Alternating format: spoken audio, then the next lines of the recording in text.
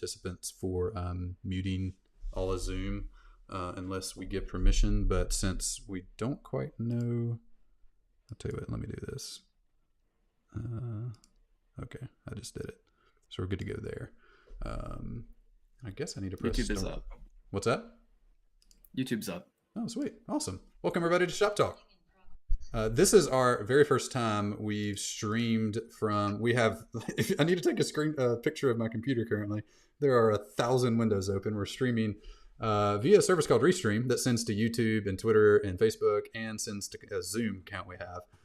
So if there's some kind of technical problem, blame Ben, not me. It's his fault. I'm just kidding.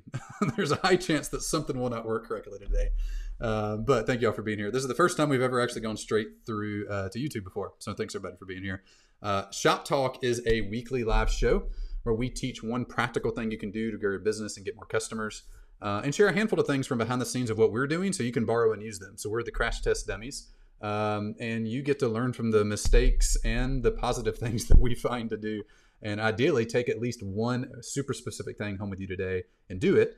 And today we got a really cool topic picked out. We'll share here in a minute. This usually goes up to about 2 hours long. So we're starting right at 3 p.m. Central Time. This will go to about 5 p.m. Central Time. We'll give you instructions in the very beginning of how to get the recording of this if you're not able to stay here the entire time, and a few other bonuses that we'll mention throughout. And some of those are experimental. So we had some problems last time we did this with international people actually getting some of that. I think we've patched some of those holes, but just bear with us. And at the end of the day, if you need something, we didn't see a comment, we didn't get something from you, just send us an email to support@growthtools.com and we'll help you out. So, all right, my goal today is that you leave Shop Talk knowing exactly how to get your next 1,000 subscribers from one simple lead magnet. So that's the goal today. The majority of the time in Shop Talk today is going to be me teaching a workshop and showing you, walking you through detailed step-by-steps of how to create my number one highest converting lead magnet, and number two, how to actually promote it internally and externally so that you get 1,000 subscribers a month from that one lead magnet. And I got some cool conversion calculators that show you what that will equal in new customers and new revenue. And it's pretty neat. We got some fun stuff prepared today. So be sure to hang out. Coming in just a few minutes, we'll get to that. If you want to get the recording, if you want to get the slides, if you want to get, we're going to mention about a dozen different resources, and I'll screen share them and show them to you and walk you through them and everything. If you want to get all of that, just go ahead and text. If you're not on the Shop Talk VIP list, go ahead and text that to 615-903-8108. Ben, I think we can hear you. Ben, say something. Hey, Ben. Hey, everybody. There we go. Maybe that works. All right. We'll make sure your square is right here, kind of covering up part of the slide. We'll figure out where to put you. Maybe make a mat for next time or something. But Ben runs our marketing here at Growth Tools, our marketing director. So he's here to kind of share some stuff and help this thing along and share some resources and leave comments as we go. And Ben will drop links in chat as we go as well. So text that number. We'll make sure you get recording and all the resources we mentioned throughout. Now, I'll mention that a handful of times. So if you miss it this time, that's fine. You can get it later. And if you're already on it, I know we have a couple hundred people on that list already. If you're already on it, you don't need to text it again. You'll just get a text from us at 7 p.m. Central Time tonight with the recording and everything that we mentioned throughout. Sound good? Ben, how are we doing on YouTube? Are we live on YouTube? People can actually see us and hear us, and nothing's we're actually totally broken? live on YouTube. Yeah. Just when we get feedback and things, let's get a 15-second delay. That's the one thing.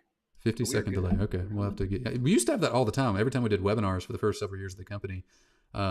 Zoom, I don't think existed or wasn't popular. You had Google Hangouts and a few webinar softwares that always had multi-minute delays, which is one of the most bizarre things ever. It's like giving a speech in front of a couple hundred people, but nobody can actually hear what you're saying as you're saying it. You have like a translator you have to wait for. So it's like bizarre to do that and have big delays. We also have joining, I couldn't quite figure out how to get them piped into the YouTube feed, but we also have joining, I think 6 of our clients are on our Zoom as well that we're broadcasting over there as well. We'll try to get them involved. Next time we'll definitely figure out, I'll get my technical problems fixed and get them live here so we can interact and we can actually workshop some of the things we're teaching as we're teaching it and not just talk to YouTube chat, but also have people on as well. So, all right, I want to start today before we get to workshop time with a book giveaway. So we do this to start every single week. This is actually a book that Ben recommended. Ben, where did you find this book at, by the way?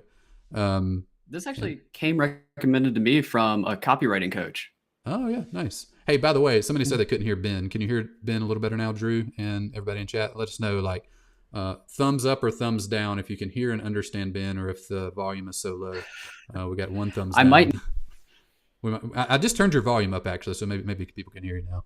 We'll go a little longer, and if people can't, we'll figure out some solution to that. So the name of this book... I'll try. Oh, go ahead. I'm going to try different microphones. I think I was not using my Yeti.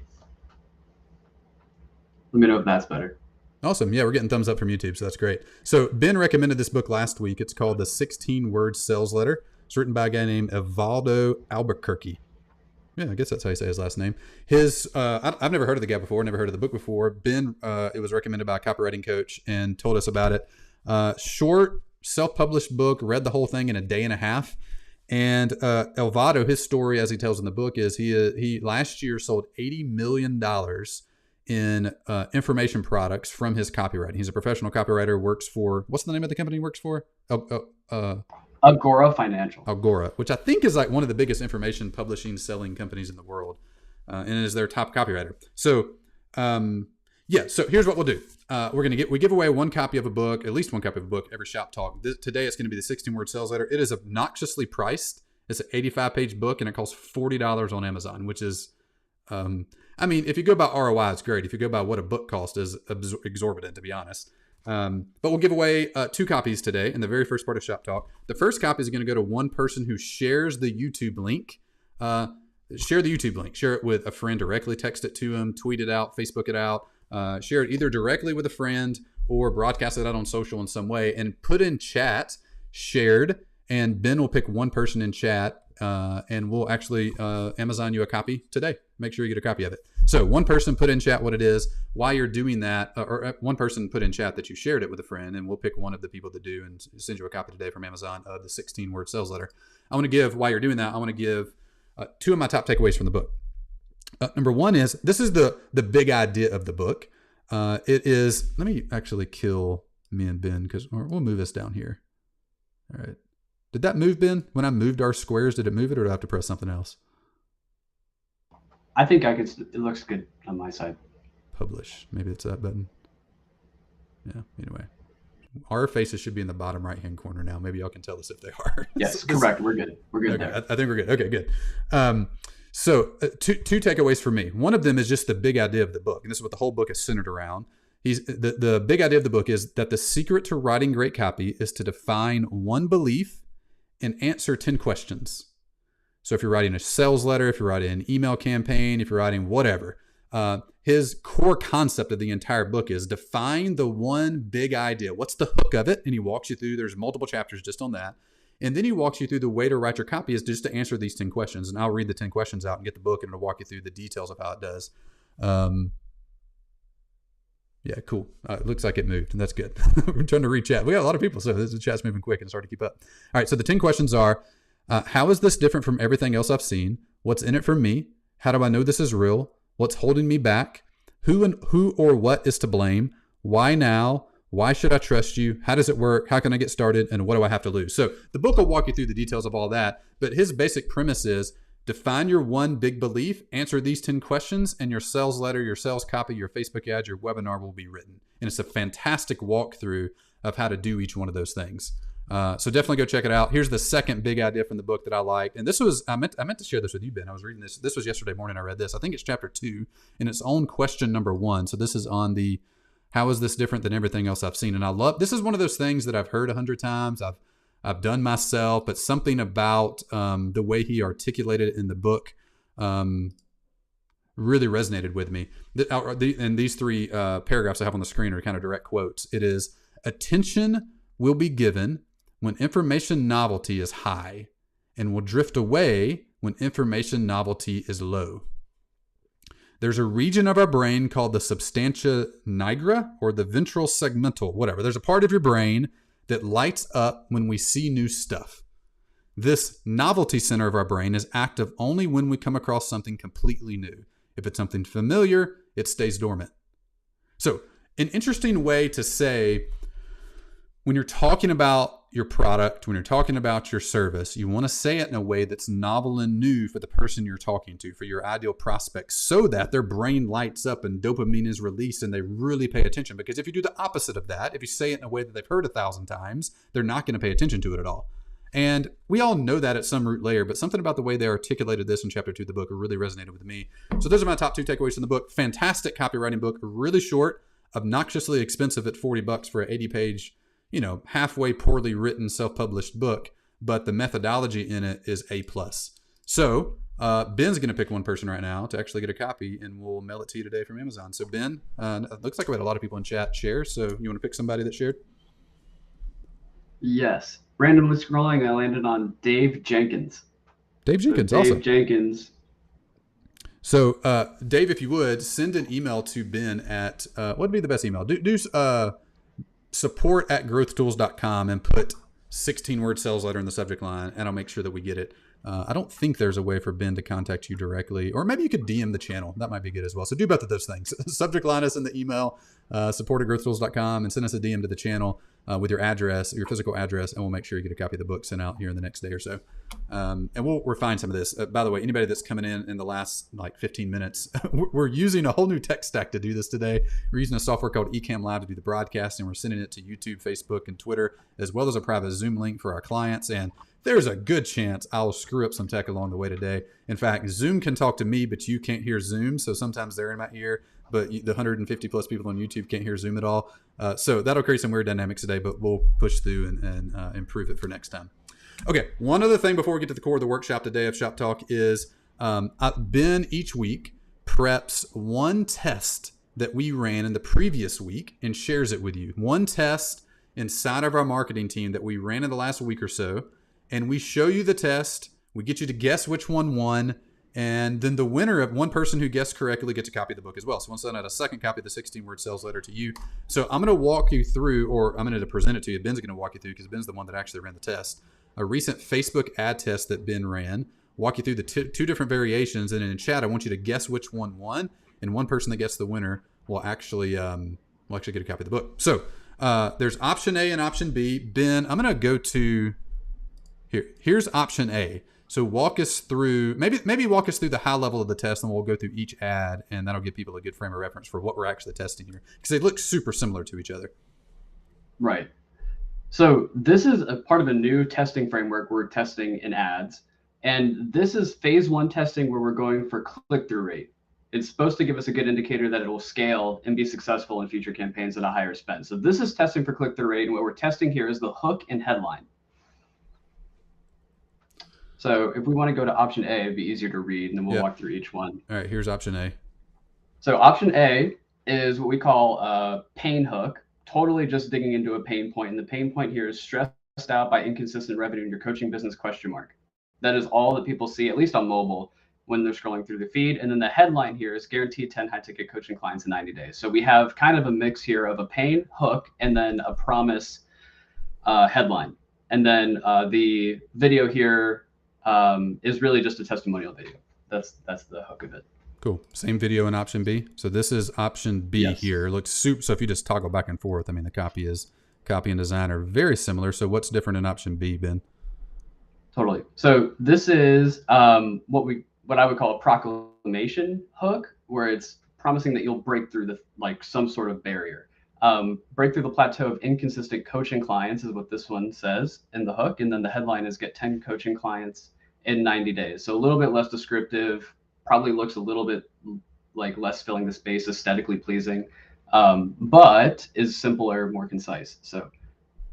All right. So place your guess. Which one won? Option A, option B. Lead in A is stressed out by inconsistent revenue in your business. Lead in B is break through the plateau of inconsistent coaching clients. We got option A, option A, option B, option B, option A. It looks like a fairly even split amongst the two. So cast your vote. Do you think A1 or B1? We'll pick one person that guesses correctly. They'll get a copy of the $40 obnoxiously priced book, 16-word sales letter. That's actually a really good book, but stupidly priced. We'll send it out to you. All right. Stefan A, Tanya B, Cindy A, Finu A, Victoria B, James B, Mark A, Tosh A, Alan A, Becky A. A has a slight lead. That's good. Okay, so, and the winner is option A by like a lot. By, what is that? 12, 13x? Maybe 14x. 14x. 14 times higher click-through rate, which affects everything down the funnel, from opt-in rate to book cost to close rate, everything. 14 times higher click-through rate if you looked at this on the surface, I might say one of them would win over the other. I would maybe lean towards A, I would never in a million years guess it would have outperformed by 14 times the conversion rate. What's your hypothesis been on why it worked so well? Well, I think pain hooks might just be more compelling to the audience that we're going for. And break through the plateau of inconsistent coaching clients is maybe like less relatable. Yeah. There's also the possibility it has a little bit to do with how Facebook delivery goes just on the like short time span test here. But I also think the headline plays into it. 10 high ticket is a bit more targeted in that language is more specific to the audience we're going for. So I think that plays into it as well. All right, so I'm going to pick Shanti Yogini on YouTube, guessed A, and had a lot of vigor and exclamation points behind her guess, and was super excited when she won. So, Shanti, I probably butchered your name. I apologize for that. Feel free to reach out, support@growthskills.com, or send a DM to our YouTube channel and with your address, and we'll send you a copy out in the next day or so. All right, so if you want to see a copy of these ads plus some of our other best performing ads, and get links to the full funnel, make sure you're a VIP of Shop Talk, meaning just send a text. It only costs you whatever it costs to send a text message wherever you're at. But VIP, type VIP to 615-903-8108. It'll give you a little autoresponder back to you. If you're international, just email GTVIP to support@growthskills.com. You'll join the same list. International, sometimes text stuff's really funky. And we'll send out an email to you or a text message to you. We'll actually have it tomorrow morning. We'll send out the recording of this, plus the links to the ads, plus some other cool stuff that we'll share throughout Shop Talk today. It's kind of like, so we don't just share a bunch of links real time. We'll just share them with you after the fact. So make sure, if you're on the VIP list, text VIP to 615-903-8108. We'll make sure you get all that tomorrow morning. All right, Ben, how we doing? How we looking? Everything working still? Good. Nothing. I do. I want to make sure people know that when they email GTVIP, that is the subject line. Make sure you put that in the subject line. Otherwise, our autoresponder will not catch you. So just make sure you do it that way. Cool. Awesome. YouTube, y'all tracking? How we sound on YouTube over there? I think we got some Facebook too, maybe some Twitter. We're trying to stream to 3 different places. So give me a thumbs up or looking good. Depending on where you're coming from, let me know that tech and everything's working. You can actually hear me and Ben. Sounds like we're doing good so far. So this is the very first time that we've streamed using all this. So I don't even know what I'm doing. There's so many screens open right now. I don't even know what chat to look at. So we'll over the next few weeks kind of get this streamed on a little bit, where hopefully it's a little more pleasant experience for y'all and for us. Good. Got a sounds good on YouTube. Great. Give us somebody, if you aren't, over to our Facebook page. Just go to Facebook and type Growth Tools, and somebody verify that we're actually working over there, and give us a sounds good on YouTube or sounds good on Facebook. I think we're on my personal Twitter as well, but I don't think the personal Twitter replies suck into this. So maybe somebody just go check it and come back to YouTube or Facebook and give us a you're looking good or sounds good. So when everything's working good. Great. Yeah. Thank y'all. Carol and Ryan and Tanya and Mark and Shanti and Dee. Great. Thank y'all so much for the feedback on that. All right. So let's go to workshop time. And I'm going to, for the sake of workshop time, I'm going to get rid of Ben. So we'll be able to hear Ben maybe. Ben's muted himself, but I think we can hear Ben if Ben talks. I moved my face up here. I might kill my face as well. I don't want to get in the way of the slides here. So here, we'll spend the next 30 minutes or so teaching you one super specific thing that we've learned in our business over the past 9 years of coaching and course creating and software selling and writing books and selling them all online. Oh, hey, by the way, we got Stefan on Facebook saying looks good. So thank you, Stefan. So Facebook's good, YouTube's good, Zoom's good. Who knows on Twitter? Somebody maybe, I think it's Harris_Bryan is Twitter. And I don't think you can comment over there and I can see it. So maybe somebody go check and see if Twitter's working and jump back over to Facebook or YouTube and leave a comment or something. And we can just know that tech is working correctly.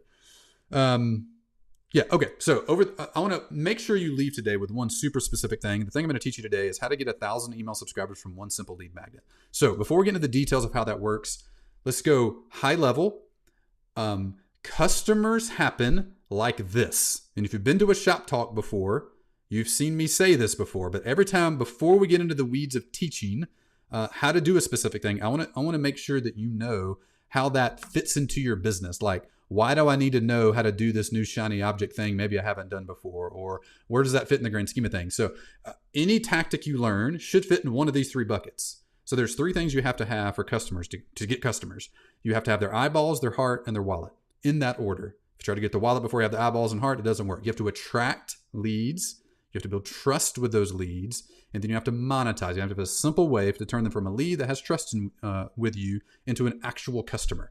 Okay, does that make sense? 101 level, but make sure once a day, zoom out and remember, ask yourself the question, how do clients happen?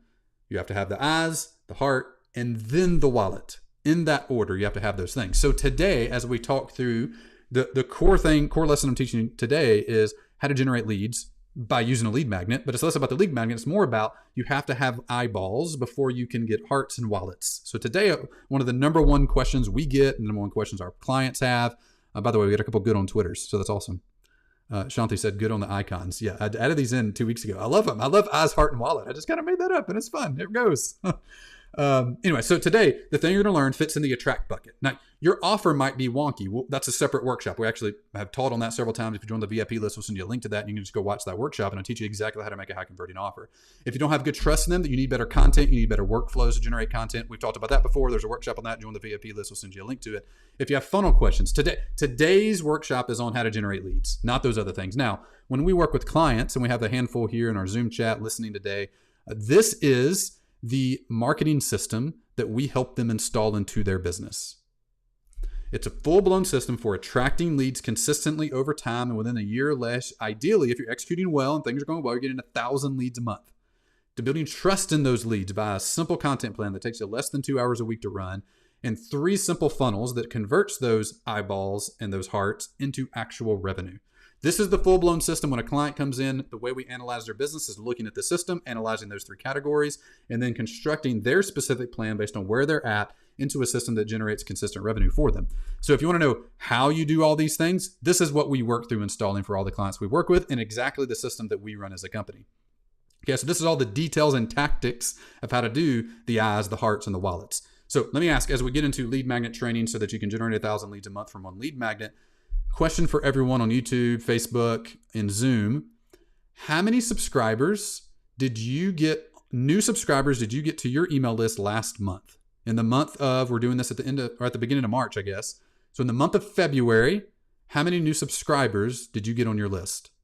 Put in chat, let us know. Where are you at? Are you under 100, over 100, over 1,000? Where are you at on the spectrum? Give me a specific number if you have it, or a round number if you don't know what it is and you have to look it up. Give me a basic idea of where you're at on the spectrum. How many new subscribers did you get last month?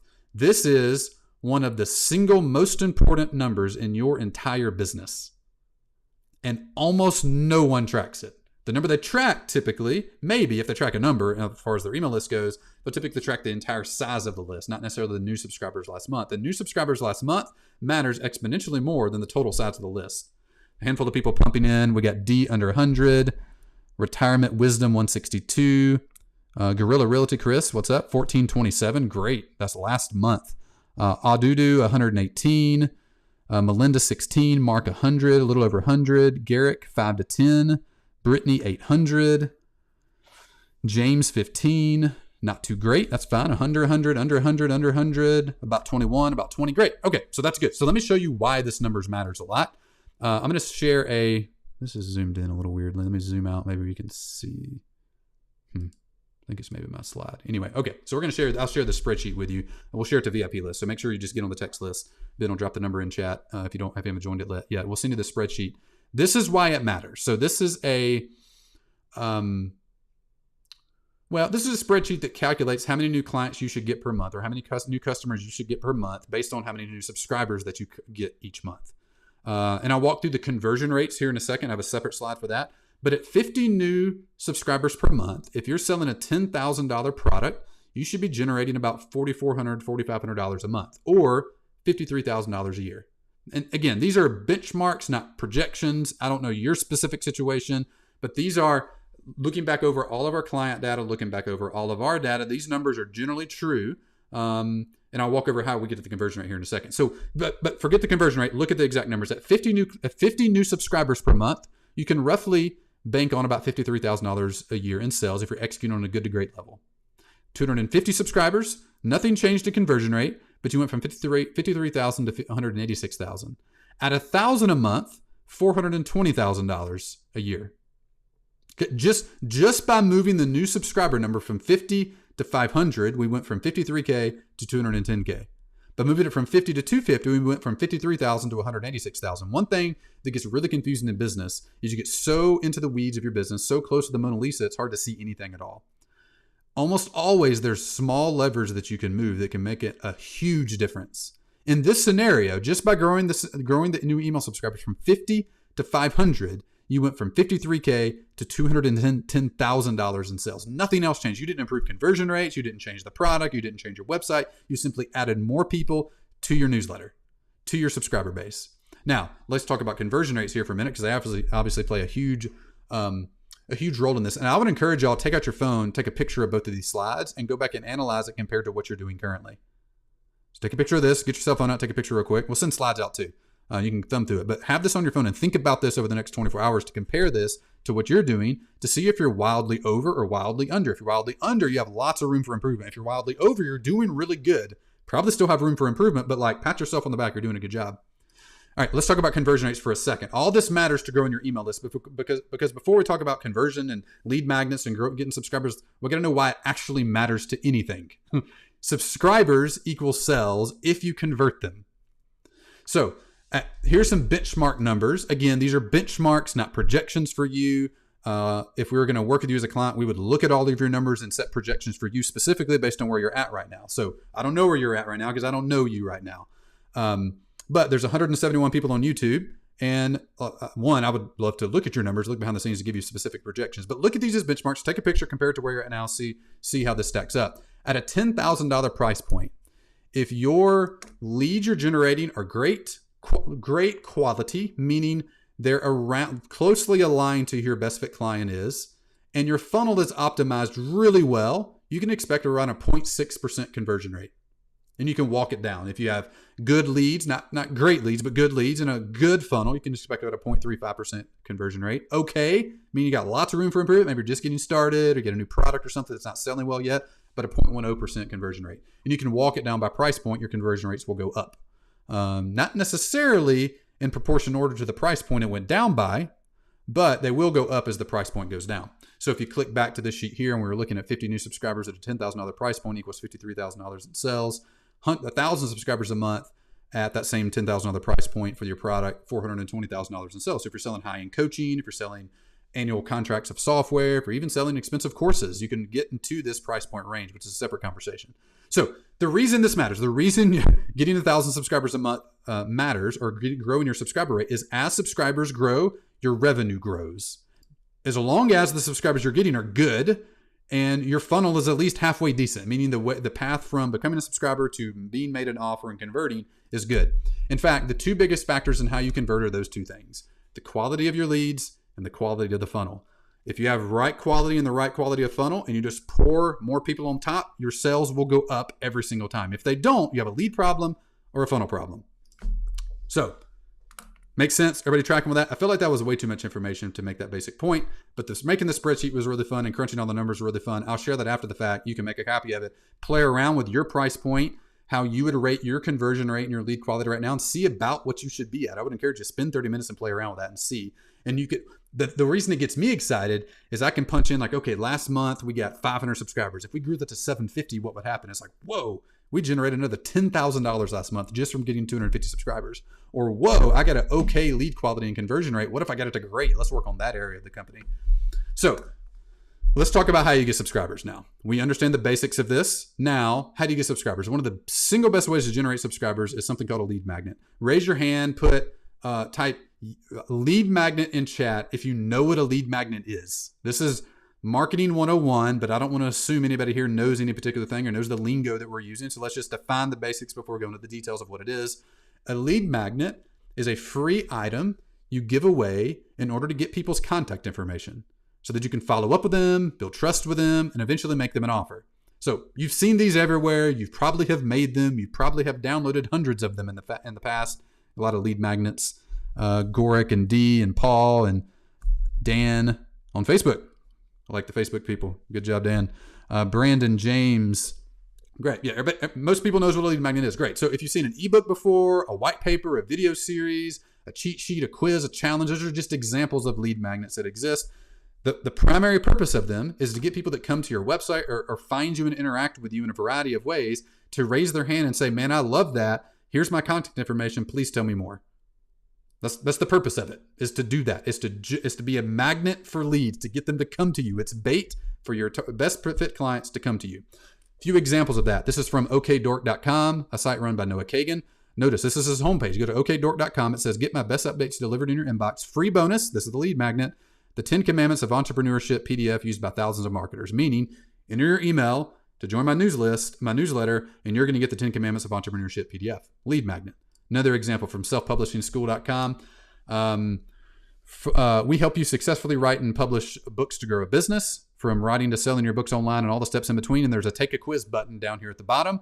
When you click the take a quiz button, guess what happens? You get a pop-up that asks you for your email address and some other information. You get the quiz, but you also become a lead in their database where they can then follow up with you, build trust with you, and eventually present you an offer. Lead magnet. Another example from speakerlab.com. This is the homepage, top of the fold, get booked and paid to speak, guaranteed. And there's a button that says free training. Guess what happens when you click the free training button? You get a pop-up that asks you for your email address. That goes into their database. They follow up with you. They build trust with you. And eventually, they present you an offer. In fact, this funnel, if you go to speakerlab.com and go through this, you click free training, you sign up for a webinar. And on the webinar, they teach you, they train you, and at the end, they make you an offer. And this funnel converts really well for them. So as we go through today and we talk through how to create, we're going to go through 2 steps, how to create the lead magnet, how to promote the lead magnet. The whole point of this is to attract leads. Because as we add more leads, we get more sales. Eyeballs, hearts, and wallets. The more people that are in the wallet category, the more sales that we actually get. So 2 parts today as we go through workshop. Part number 1, how to create your lead magnet. Part number 2, how to promote your lead magnet. I'm going to pause. Ben, how are we doing? Is this making sense? Was I way too detailed on the spreadsheet thing? I feel like I talked way too long on that. But did that make sense? Any questions we missed on chat? We did have one question in chat I think it's important to address. Jeff was asking why the subscriber count goes up 20x, but the revenue only goes up 8x, and if there's a direct linear correlation between subs and revenue. Yeah, I wish there was a direct linear correlation between subs and revenue. Unfortunately, there's not typically. Typically, as you reach smaller list, you have a list of 1,200 people that you built in the last 6 months on a very specific topic. That'll be the best converting version of the list you ever have. Fast forward 10 years, add 1 million people to the list. That very first list will have the highest conversion rates of any. So list as they grow, the new segment of the list should perform in a remotely linear way. The whole size of the list doesn't. As it starts aging, it starts performing very differently. Again, those are rough benchmarks based on pulling data from us and looking at customer data and putting together some basic rules of thumb for you. As lists grow, the bulk numbers become less effective. Speaker Lab's actually a really good example of this. They're an exception to the rule. Grant started this version of the company 7 years ago. And from day one, they've been focused on this unique selling proposition, get booked and paid to speak. So his list performs very differently than our list that started as a company named Video Fruit that sold you training on how to make animated explainer videos. And then over the past 7 years has evolved to like 7 different topics or subversions of the same topic. So that's not the most succinct answer, but I wish they performed linearly over time as you grew, but they just do not. That's not how it plays out in reality. Also, don't hold any of those numbers on that sheet as like gospel truth of exactly what's going to happen for you. They're general rules of thumb on like if you're going to project out over the next year of what will happen, that direction of thing is what will generally happen to you. But there's a million variables. But what I hate is when somebody asks a question, I just say it depends, and you never give a real answer. This is an attempt to give you a fairly real answer as much as you can quantify it in numbers. Good answer. Is that a passable answer? Yeah, I think that's a very reasonable. Yeah. And then before we get into creating the lead magnet, I know there's one thing that's always been on my mind when it comes to giving away free stuff is how much do you give away? How much do you hold back? And should you ever be concerned about giving so much away that people no longer want to actually pay you for anything? Yeah, I think it's probably impossible to give away too much. By the way, Ben, can you see yourself back on the screen yet? I'm here. You are? Okay. Is that on YouTube too? I don't know if I have to press a button to do this sometimes or if it just shows what I'm doing as I think you have to hit publish. Okay, so because it's not on YouTube yet. Publish, and maybe that back to live mode and publish. Okay, that's not the most intuitive thing. All right, so Ben's back. Can you give away too much? I think it's impossible to do that. I was actually at this functional medicine doctor the other day, and he was talking about it was an intake that I paid $120 for, and it was an utter waste of time, to be honest. But during that, he was giving me some kind of like chiropractor back adjustment thing. And he was like, well, I'm not going to do that because I don't want to give away all my secrets. And I'm like, man, what are you talking about? Like, this is your chance to actually convert me. You need to be throwing everything that exists at me right now to get me to convert me to a client. By saying you're holding back on me right now as I pay you $120 for this free thing or for this thing, like it actually does the opposite of building trust. I think people that take free things and don't buy ever would have never been a client anyway. I can't tell you. I mean, I probably actually could tell you. About 80% of our new clients every month, so 80% of our revenue we generate every month comes from people that have been following us for longer than 2 years. People that got a lead magnet of some sort, because we've never had a straight just subscribe to our newsletter thing. I don't think it's ever existed on our site, which seems odd, and it should. But everyone that's ever signed up for our email list signed up for it via lead magnet. But the majority of people that buy are buying at year 1, year 2, year 3. So it compounds in effectiveness over time, meaning I want to give away as much value as is humanly possible up front. So your trust factor is through the roof, because a lot of the value, especially in teaching-based products, comes from the one-on-one work. It comes from your unique situation. So many of you today will hear this lead magnet training, will hear about the promotion strategies, but the number one question you'll leave with was, how does that apply for me? And that's where our coaching comes in. Like literally, the coaching solves that problem. We will analyze your situation. We'll create a plan for you. We'll walk through you. We'll surround you with so much support that it's almost impossible to fail in your unique situation. We can't give away, it's actually impossible to give away that much value in Shop Talk. I could teach you everything I know in Shop Talk. That would diminish 0 from our conversion rates. In fact, it would do the opposite. So I think it's impossible to give away too much value. I would encourage you to prove it to me if you think it's possible. I've never seen it proven. I've never seen it remotely in the direction of that before. All right, let's jump in. 2 parts of the workshop. Part number 1, create your lead magnet. Part number 2, promote your lead magnet. Let's talk about creating it. So 3 traits of a great lead magnet. It's super crunchy. I hear it and I can sink my teeth into the thing. It's not like 3 ways to be a better human. I'm like, I don't even know what that means. What are you talking about? And then we're going to give you examples of lead magnets here in a second. Super crunchy. It's not the soggy cereal that's been sitting in the milk for 2 days. It is the cinnamon toast crunch you just poured out. When I hear it, it's tangible. It's practical. It's real. It's like something I want. It's just crunchy. Number 2, this is key. It's probably the number 1 thing I see violated in lead magnets. It is built to generate immediate gratification for the person that downloads it. That's why typically 5-part video series do not convert nearly as well as a lead magnet as opposed to a 1-page PDF you threw together in 10 minutes. You think you're giving more value in the video series, but the person has to work way more to extract that value out of the 4-part video series they didn't pay for than the 1-page cheat sheet that they could skim and pull one thing and do immediately. Super crunchy, immediate gratification. And number 3, it solves a core problem for them, for your best fit client. So who's your best fit client? What's a core problem that they have? It actually needs to solve something. Super crunchy, specific, tangible, practical, immediate gratification, solves a core problem. 4 of my favorite types of lead magnets, 4 that I found to work the best for me in our 9 years of experimenting with nearly everything I've ever come across before. Number 1's a resource guide. Here's an example here. 5 of our favorite bedtime stories for empowering girls. This one's made by a lady named Alana Favilli, rebelgirls.co. The most successful Kickstarter campaign for a book ever. That was as of a couple years ago. Maybe somebody's beat it by now, but it did, I think, $1.5 million between the 2 different books she crowdfunded on Kickstarter.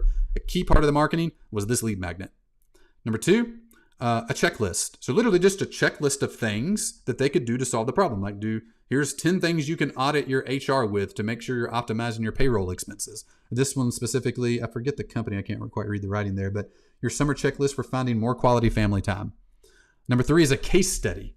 Like your lead magnet can literally be a before and after case study of you or a client or a friend that you've helped overcome the problem that you help people overcome. How Milka lost 20 pounds and 8 inches off her waist in 3 weeks without working out. A masala body case study. Number 4 is a how-to guide. The 5-step plan to prepare your child to take the ACT or SETs without the stress.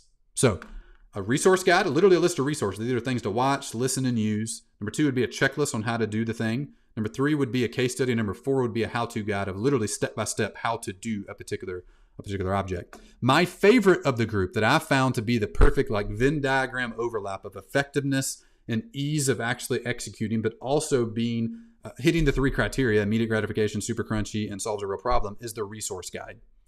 So here is, I just took a few screenshots inside of the Rebel Girls lead magnet. This is the cover page, 5 of our favorite bedtime stories for empowering girls. There was 5 internal pages, each of which had a different book that they recommended you buy. So it had the title of the book, a short summary of the book, and then a link to go to Amazon to buy the book. And then it had a CTA page at the very end. Get 100 stories of incredible women to share your own rebel girl in a single, or share your own rebel girl in a single book. Or share with your own rebel girl in a single book. And there was a CTA there to go do a thing. So if you have like a coaching program that relies on a sales call, you could click that to go to the book a call. That could go to your webinar. That could go to your sales page. Whatever the next step in the funnel would be, you put it on the CTA page at the end. So cover page, internal set of pages that actually delivers the value, and then a CTA page at the end. So this is my single favorite one as a resource guide. You can make it in less than 30 minutes. It's super crunchy. It solves a problem, and it delivers immediate gratification. So all right, we're at 3:41. I want to teach you how to do this in 15 minutes. This is super simple. And I challenge you, pull out a pen and paper, open up a Google Doc, leave the screen up, and start doing each of these steps as I teach them.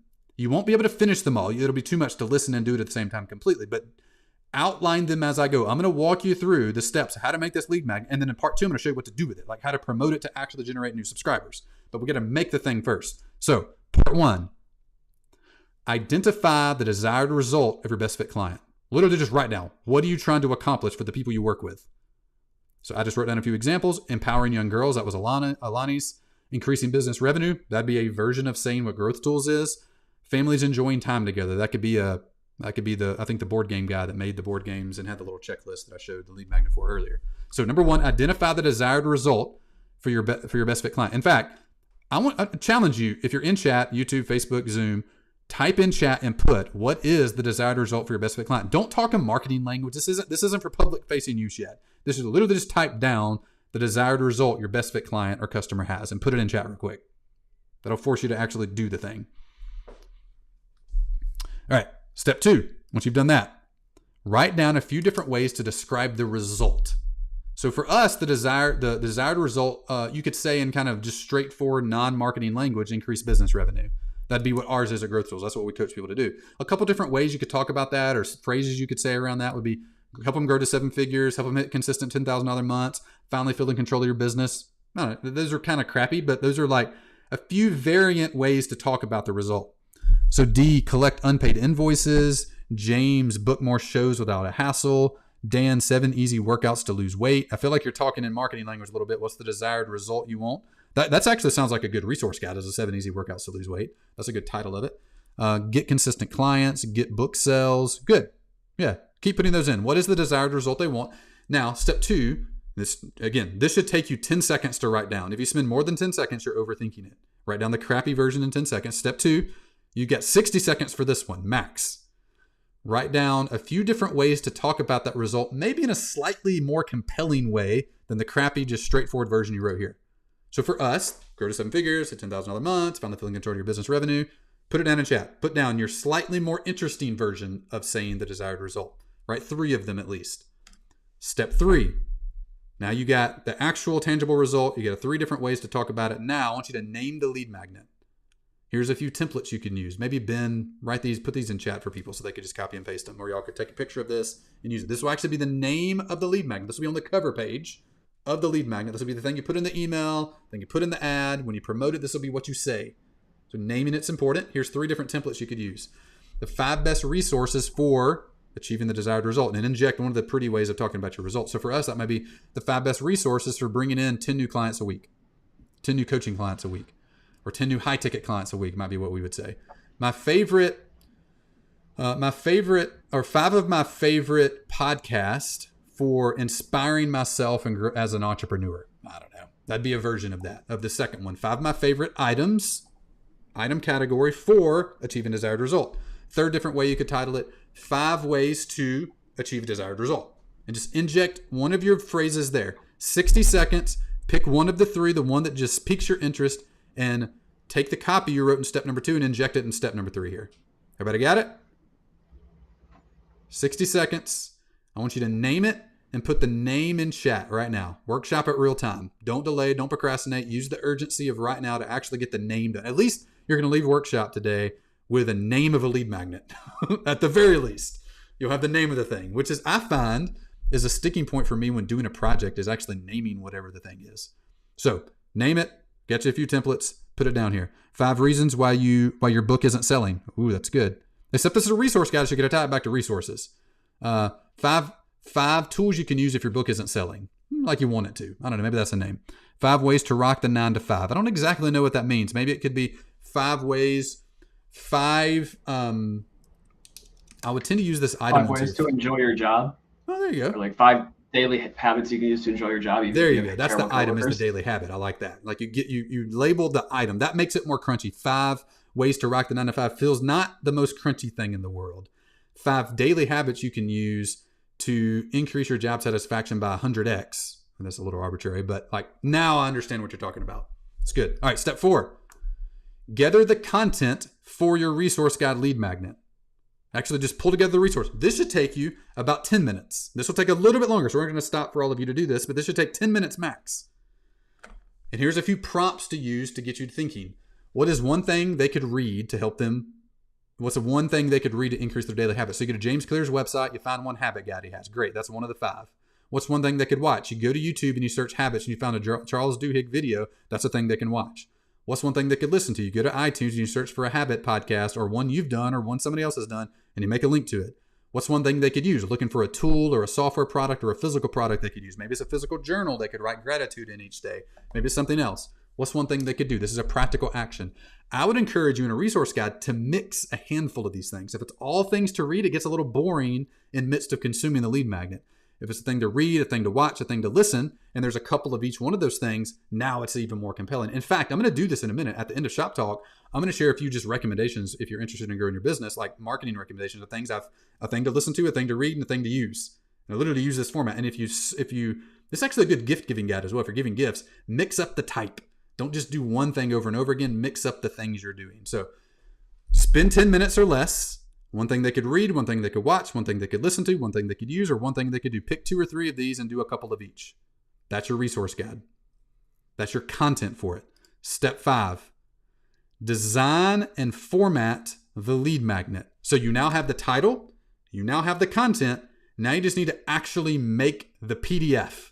Like actually make the PDF you're going to give to people.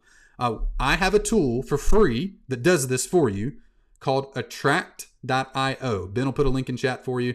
And there's a template called the resource guide that looks exactly like the template I've shown you today. And it has a handful of color variations in it. And you can customize it and stuff, and it'll export as a PDF. It's totally free. So it literally is a resource guide. The PDF I've been showing you, you can make it inside of attract.io and customize it to your heart's desire. You can add 3 resources or 100 resources. Don't add 100. You don't need that many. So go to attract.io. The account's free. By the way, this is a lead magnet for me. You'll enter your email address. You'll be in my database where I can build trust with you. Get your eyes, get your heart, and then get your wallet. So follow through what's going on there. Go to attract.io, create a free account, get the resource guide. In less than 10 minutes, you can have the whole lead magnet created and a PDF exported and ready to actually give out to people. Okay? 30 minutes. This whole thing should take you less than 30 minutes. Now, if you don't use Attract and you try to design it yourself, it'll take you longer because the design process takes time. Attract is meant to make lead magnet design look pretty and take no time at all. All right, how are we doing, Ben? That's the creation process. How does that feel to you? I think we're doing good. There are some good names coming through in chat. Yeah, what are a few of them? Shay just knocked one out of the park. 5 resources. 5 resources to increase your mental performance to start hitting business and revenue goals. Now, mental performance maybe is more clear to some people than others, but I like the vein where that's going. And D had one, like 5 ways to increase cash flow, or 5 strategies to increase cash flow. So I think people are getting it. Has anybody made their lead magnet yet? Here is a challenge to everybody. The first person to create their attract.io lead magnet and post a link in chat to it. Ben's going to look at it to make sure it's not a total piece of crap. You actually spend a little bit of time on it to make it. If the first person to actually fully create their lead magnet in Attract, post a link to it, follow the basic outline, we'll send another copy of this ridiculously priced but good book, the 16-word sales letter we talked about at the very beginning. So now we're giving away 3 copies. This is becoming an expensive book giveaway today at $40 a pop. Yeah, so the first person to do it. Somebody posted something. I want an example to show real time, and we'll show it at the very end, and maybe you'll get some traffic from it. So make sure your link's in it because we'll share it and broadcast it out. So if you want to generate leads, here's your chance. And in fact, the very thing I'm doing right now and just described is one of my favorite ways to promote your lead magnet. So I'm going to walk you through 2 different categories of how to promote your lead magnet. Once you have a thing that your target client wants, how do you get it in front of them so they actually give you their contact information, build trust with them, and monetize them? We have to get it in front of the right people. So I'm going to categorize the tips I'm about to give you. I'm going to give you, I think it's 6 or 7 tips on promotion into 2 categories: internal promotion and external promotion. Internal is within marketing assets you already own. External is outside of marketing assets you already own. You'll understand what I mean as I walk through these. So tip number 1, put it on your homepage. Every example I gave you of a lead magnet in the very beginning was on the homepage, above the fold. Go to growthtools.com. What do you see? A lead magnet above the fold. Go to speakerlab.com. What do you see? A lead magnet above the fold. Go to okdork.com. What do you see? A lead magnet above the fold. Go to thehustle.co. What do you see? A lead magnet above the fold. What's the common thread here? There's always a lead magnet where? Above the fold. That means at the very top of the page. There's almost, with some exceptions, the single most trafficked site, visited page on your website is your homepage. Put your most attractive lead magnet at the very top of your homepage and you will generate subscribers from it. Rule of thumb, your homepage should generate between 10 to 15% conversions. 10 to 50% of the people that come to your homepage should convert and become an email subscriber. If they don't, fix it by putting a lead magnet above the fold. It works. Do it. Tip number 1, once you create that lead magnet, go to your homepage and make it the single most important thing on the homepage. Tip number 2, make it an exit pop across your entire site. You can use a tool like Opt-in Monster or Sumo, or there's a ton of exit intent software out there. Exit intent means when someone comes to your page and their cursor leaves and goes to that address bar to type in something else or goes to the back button to leave, this pop-up will trigger then. It doesn't interrupt what they're doing on your site. It's not like you're reading the blog post and this thing pops over and is really annoying. This is the thing that pops as they go to leave the site. It's called an exit intent pop-up. Make it the headline of it. This is one from Mixergy.com. This is from a few years ago. Enter your email address below to get access to the 9 most actionable and popular interviews on Mixergy. Good lead. I would actually change that lead magnet a little bit, but that was his lead magnet. Solid lead magnet. 9 of my best interviews. Decent, but it's not immediate gratification. I got to consume 9 hours of interviews to actually get something out of it. But this is an example of an exit pop on Mixergy.com. The first 2 optimizations we make for any client that has any amount of traffic coming to their website are these 2 things: lead magnet above the fold, exit intent across the whole site. This will immediately increase your subscribers. Yeah, this is good. Go do it. If you have 1,000 people a month to come to your homepage, that's 100 subscribers a month just from this. Another 50 or so from your exit pop. 150 just by doing these 2 things on internal assets you already own. Tip number 3. A little more work for this one, but the highest converting on-site thing I've ever seen. Customize your lead magnet for your top 10 most visited pages on your website. So like for us, that's a lot of blog posts that we have. Just get visits because we published them years ago and people have found them and linked to them and whatnot. Go find your top 10 most visited pages on your site. Maybe it's your about page. Maybe it's 3 blog posts you have. Maybe it's your pricing page. I want you to take your lead magnet, customize it for the content on those pages. Maybe you have to build another one. That's fine. We build custom lead magnets all the time for specific pages on the site because a lead magnet specific to the reason that they came is one of these will convert. I've seen them convert as high as 30% of on-site traffic. 30% of people that come to this blog post wind up downloading the lead magnet. So in this example, I forget the title of this post, but it's something like how to launch a product or something like that, a detailed launch plan. This is a screenshot of a particular part of it. Feature download. Download my entire pre-launch email sequence, product launch checklist, and several key strategies I use for my launch. Click here to download. Guess what happens when you click here to download? You get a pop-up, you enter your email address, you become a lead in our database. Now I can build trust with you and eventually present an offer to you. So tip number 3, customize that lead magnet for the top 10 most visited pages on your website. Tip number 4, announce it. This is one I almost never see. Announce it to your email list and incentivize them sharing it. So literally, you just made a new lead magnet. Go to your current email list and announce it to them. And don't just give it to them. Ask them to share it in exchange for getting it. So here's an example. This is John. They did this with Platform University a year or so ago. I'll just read the email or skim the email for you. This is the email they sent to their database, to their email list. Writing a good headline is no small task. You need something direct that will pique your interest, convey value, and compel the click without feeling the clickbait. Download the ultimate blog headline swipe file here. This resource includes 99 proven formulas for crafting irresistible headlines. Pick one, swap out a few words, and have your next eye-catching headline. Enjoy. Now, what happens when you click the download the ultimate blog headline swipe file? You get this page. Want to learn to write better headlines? Share a post from Platform University on Facebook to get immediate access to our swipe file, the ultimate blog headline swipe file. Once you click this button to share and you share it, it then sends you a link to get the swipe file. Make your lead magnet. Don't just put it on your site. Don't just do external promotion with it that I'll go over in a second. Make sure you tell your current list about it and ask them to share it. John generated 400, I think it was 450. I actually didn't write the number, but it was right about 500 subscribers. It's been a year or so ago, so I forget the exact number, but 400 to 500 subscribers just from telling his list about this lead magnet because they shared it and their friends saw it and downloaded it. You can use a tool, another free tool that we created to do exactly this called goviral.io. Ben will put a link in chat. It's free. Click create a campaign once you're inside of it. And there's a campaign to do exactly this. And I think John's case study here is the template that you'll get. And you can model that and tweak that for your exact situation. Tip number 6. This is my favorite. Get other people to promote your lead magnet. So you've promoted it internally. You put it on your homepage. You made it an exit pop. You customized it for the top 10 most visited pages on your site. You told your list about it. Now, you've exhausted the internal promotion of it. Now, you want that lead magnet to work for you for a long time to come. So the best way to do that is to get other people to promote it for you. My favorite way to do this is something called a lead magnet swap, where, and the screenshot I have is an interview we'll share out in the recording we send and resources we send. So make sure you're on the VIP SMS list. And it is an interview with Marissa. She walked through the details and showed the emails and shared the exact scenario of how she doubled her monthly new subscribers. She was at 100, and after she did her first lead magnet swap, her monthly new subscribers jumped to 250. 250 new email subscribers per month, and I showed you the spreadsheet in the very beginning of new email subscribers per month matters, just from doing one lead magnet swap. A lead magnet swap is where you get someone else's lead magnet, someone in a shoulder niche related to you, someone like not a direct competitor, but in the similar world as you. You send your list a link to their lead magnet. They send their list a link to your lead magnet. When they send their list a link to your lead magnet, that goes to a landing page where you collect their email information and they get the lead magnet.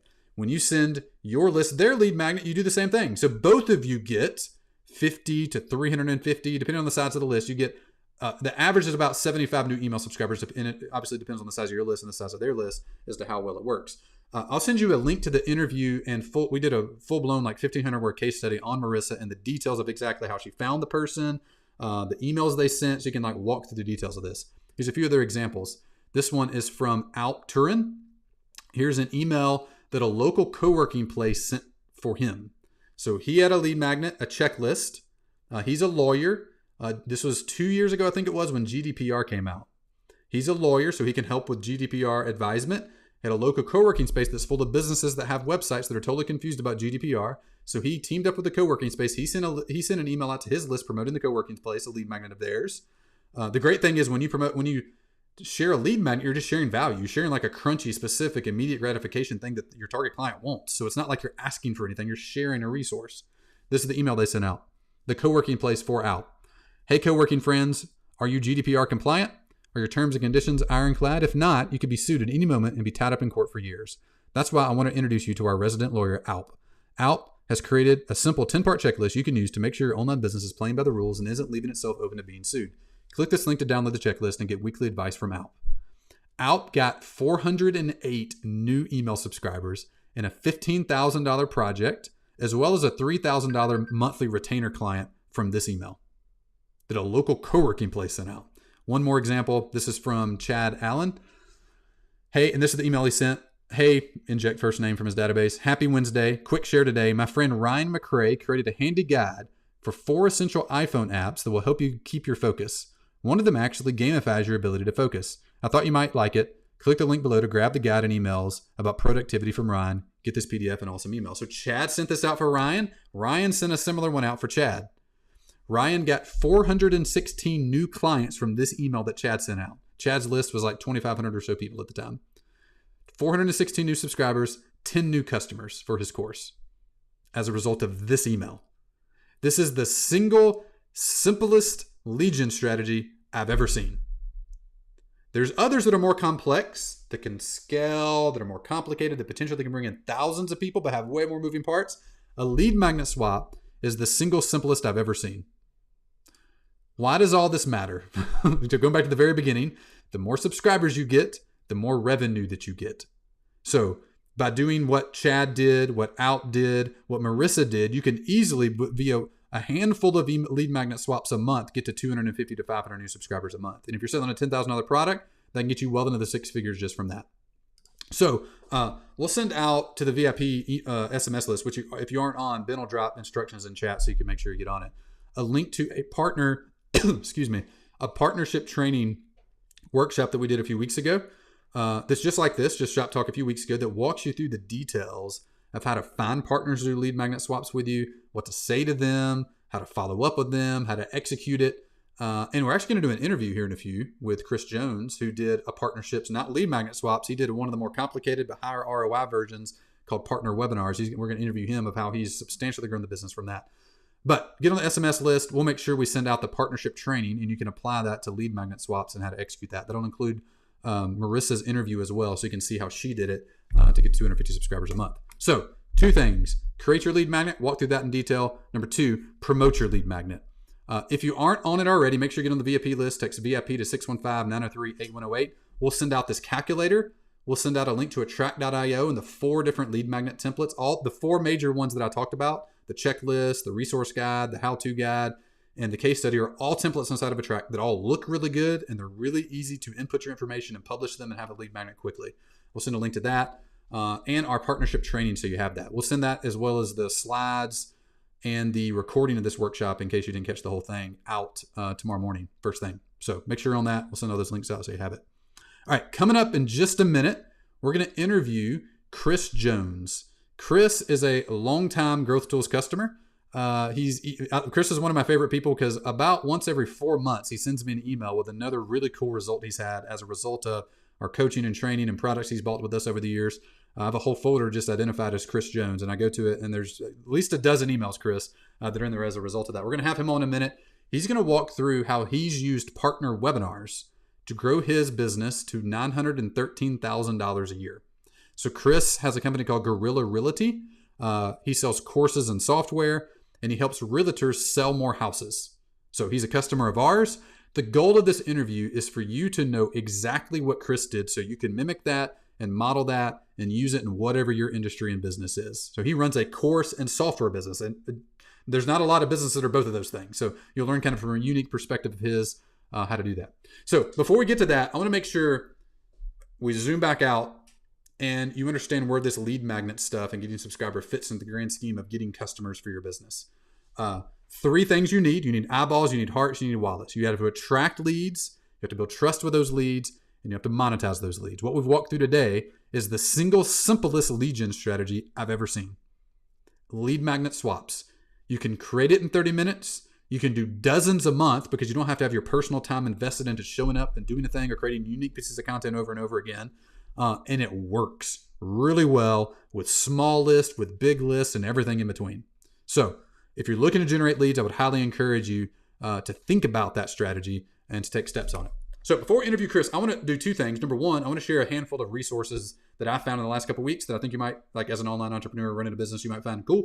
And secondly, I want to get your advice on something in our business, and then we're going to get to interviewing Chris. So I have a marketing question me and Ben have been talking about, kind of a new opportunity maybe, and I want to kind of present that to you and get your advice. I've been kind of walking you through different things I've learned. I want to learn from you here in a second. So 3 things to read, listen, and watch. This could easily be a lead magnet, by the way, that we made. So number 1, I found a podcast episode this week. The podcast is called My First Million. It's been out for a few years. It's super popular now. It's started by Sam Parr, and actually I don't know the other guy's name, but Sam is the guy that started The Hustle years ago. Good newsletter, and used to be a conference. I don't know if they do that anymore post-COVID or not. But on this interview, or on this podcast episode, they interviewed Nathan Barry, who runs ConvertKit. And there was a story, I think dang it, I think it's like at the 6-minute mark of the interview, and it has nothing to do with growing a business. It was maybe one of my favorite entrepreneur stories I've ever heard, and it was a story that Nathan told about Andrew Warner. Maybe in chat, let me know. Have you ever heard of the podcast MixerG.com? The podcast MixerG. It's a podcast that's been around for, I mean, it's got to be over 10 years now. I think it started in the late 2000s, like 2008, 2009, I want to say. I could be wrong on that. But any of y'all listen to MixerG or have listened to MixerG or know of MixerG, let me know in chat. So Andrew Warner is the guy who started that. It was one of the first popular business interview podcasts, and it's still going today. He's at over 2,000 interviews, and it's great. Anyway, they're talking about the early days of ConvertKit, and Nathan went to an in-person meetup, and Andrew was there, and Nathan was just looking really stressed. And Andrew asked him, he's like, Nathan, what's going on? And Nathan says, man, we're just like business is not going well. We're tight on money. It's growing, but like we just don't have a lot of revenue. And I'm like getting close to missing a payroll. And Nathan said, Andrew told him, he's like, hey, I'm going to wire you $25,000 today. Just think of it as an investment in you. You never owe it back. I never expect it to be repaid. If you want to repay it, that's fine. But this is just a make sure Nathan doesn't go out of business gift to you. And you could hear it in Nathan's own words, but I've known Andrew for many years. Somehow we ran across each other's paths years ago, and he's been a great friend and mentor to me. And this is my single favorite Andrew Warner story. He didn't try to buy shares in the company. He didn't try to like raid the company. He didn't try to like give him, he just gave him the thing he needed, gave him money and didn't ask for anything in return. And that might be the most generous thing I've ever heard of in business. Like it totally blew my mind when I read it. And both Nathan and Andrew are great guys. Andrew, kind of an OG in online teaching stuff. So go listen to it. It's a great interview. You'll hear a lot of stuff from Nathan, but also one of my favorite business stories I've ever heard from one of the best dudes I've ever met. All right. One thing to watch, nothing to do with business at all. Fantastic TV show called 1883. This is, if any of y'all watch Yellowstone, it was a really good show as well, like A+ show. This is the prequel to it, but calling it a prequel to Yellowstone does it disservice. It has practically nothing to do with the Yellowstone storyline. It's like the story of how they got to the land that they had in Yellowstone. And it's a totally different genre of show. It's way better than Yellowstone. And Yellowstone is A+. Like this is an A++ show. Really, really good. Tim McGraw is the main character. Faith Hill, who's his wife in real life, is his wife in the show. And both of them are great. And it's got Sam Elliott. Yeah, that's the guy's name, the guy on the thumbnail here. He's fantastic as well. It's just a really, really good show. The first season finale came out last week. A+, if you're looking for something to watch, go watch it. Last thing, back to marketing stuff here for a second. I'll put this link in, how do I give this link? I'm going to put it in Zoom chat, and maybe Bethany, you can send it over to Ben to share it in YouTube chat. This website's a bit of a disaster, but I thought it was really cool. This is one of the most interesting CTAs I've ever seen. So somehow I get to this post. I don't even know what this post is about. It's an article on some random website. And I'm scrolling and scrolling and scrolling. And the page stops and it light boxes this CTA right here to subscribe. I never seen that done before. It was just a really cool call to action. So I put a link to it. Y'all go check it out later. Scroll through the website. If you got to, open it up in an incognito browser and scroll. And the whole page will like light box around the CTA. I don't know how they do it. I'm sure it's like a little JavaScript thing on the side or something, but really, really cool way to call attention to the thing they wanted you to do, which is join their email list, oddly enough. Is there a lead magnet here? Subscribe to the Art of Presentations. Get updates on the latest post and more from the Art of Presentation straight to your inbox. They could really increase their conversion rate by adding a lead magnet to that. Maybe it'd be the 5 best presentation hacks that we found in the last 5 years of studying presentations or something. And you get the presentation and you'll join the newsletter. So they could increase their CTAs with that. But the CTA type is really cool, a light boxed around it. So really cool way to do it. I have no tool to share with you to help you do that because I've never seen that done before. Maybe OptiMaster could do it. It's one of the most advanced CTA softwares. So if so, maybe somebody knows that and can share it in chat. All right. I need your advice. So I'm going to pause before we go to that, Ben. Ben, how are we doing? Anything to add to that, or shares you have, or questions we've had come up in chat? Man, I really want to watch 1883. I feel like there's nothing I can watch that isn't like, I don't know, like so Netflix good. Thumbnail trash. But it's A+. I'm looking forward to that. The act, like one of me and Stacy's number one criteria for watching a show is, are there just characters we like? And Yellowstone's kind of borderline for that. Like a show that a bunch of people like called Succession on HBO is like, there's literally all the people are terrible. The actors are good. It's just like we don't like any of the people at all, and it's really hard to get to a show. And in this show, there's like 4 different people you just love that are just A+ Totally. actors. The characters are developed well, and the story is awesome. It's really really good. Highly recommend. Yeah, and it ends. The season ends. I don't want to spoil it by giving one of me and Stacy's other top criteria for a show we like. But if you watch, you get to episode 10, you'll know the other criteria of any A+ show. Okay. You have to do this, and they do it in episode 10. If you don't, like, you lose me. And Yellowstone is kind of acted like they've done it a few times, but they haven't had the balls to actually do it. So I've kind of lost trust in the show a little bit. Anyway, Sure. Tanya said David Perel, his newsletter is amazing too. So much good stuff every week. Yeah, totally. David's fantastic. Sure. What are some awesome. newsletters y'all I subscribe do. to, by the way? Maybe put them in chat. Do you have any you read daily or regularly, Ben? I'm just so not a newsletter guy. I mostly stay on newsletters for swipe, not to read. Yeah. I kind of cycle in and out on different ones. Like I was hardcore following David for a while, and then I kind of get a little burn out and cycle back to him. Same thing with YouTube subscriptions on a lot of them. Yeah, totally. All right, I do want to mention one thing from earlier. Yeah. Just one last note. Yep. We have a landing page that converted 70% cold traffic for a lead magnet, so I will share that in the show notes. So yeah, if you're not on the VIP list, get on the VIP list. Yeah, that's great. Good share. All right, so one last thing before we go to interview with Chris. I'm excited to talk with Chris and Ben. If we don't have him, let's get him in green room on AIM-CAM, so we'll be ready to go here in just a second. I'm assuming you have those links and everything. Used to, we would just get people on Zoom, but now we can't do that because nobody can hear Zoom. So we'll figure all this stuff out in a minute. And thanks, by the way. Today, everybody's done great. I don't think anything's crashed. I think YouTube's worked. People said Twitter and Facebook have worked, and I think Zoom's working, so that's fantastic. We got to get Zoom piped in so y'all can see and hear Zoom and interact with them. We'll do that next week. Thanks, everybody, for stress testing this with us. And I think this might be the most attended Shop Talk we've ever had. I saw it in the 170s earlier. I think our high watermark previously has been in the 150s. So that's exciting. And I don't think this pulls in Twitter numbers. So I'd be curious what the final compounded number is from this. So thanks, everybody, for the most attended Shop Talk ever. Appreciate y'all. Okay, so I need your advice. I've been sharing for the last hour and 12 minutes different tips and strategies and books and things I've read and found and have learned. I want to get your marketing brain on an opportunity that we have. So I have probably 7-8 months ago, we were talking as a marketing team and talking with some friends, and the idea of getting mega social proof came up. Meaning there was a buying experience I went through a while back where I was somebody told me about the site, didn't know the person, went to the site. Halfway through the site, there was a testimonial, personal video, and like a holding arms around each other. I didn't know the guy whose site it was, who was one of the person, but I did know the other person. I think it was Russell Brunson, I want to say. And I was like, oh, dang. Like, I immediately went from I don't know who you are to I practically totally trust you in one scroll because there was mega social. It wasn't 3 clients I had that I never heard of before being shared. And stand by, let me get this. Chris, I'm going to mute you and bring you on here in a second. It was somebody that I knew. I've read 4 of their books. I've bought their products. We kind of know of each other a little bit. And it immediately built trust. So the idea hit me as I was going through that buying experience of like, could we generate some mega social proof for us? Because we've had lots of people over the years that have come through that a lot of people know, and you would know if we had their names. We've never like specifically engineered to get their testimonials or videos or case studies in a way that we could use in a practical way.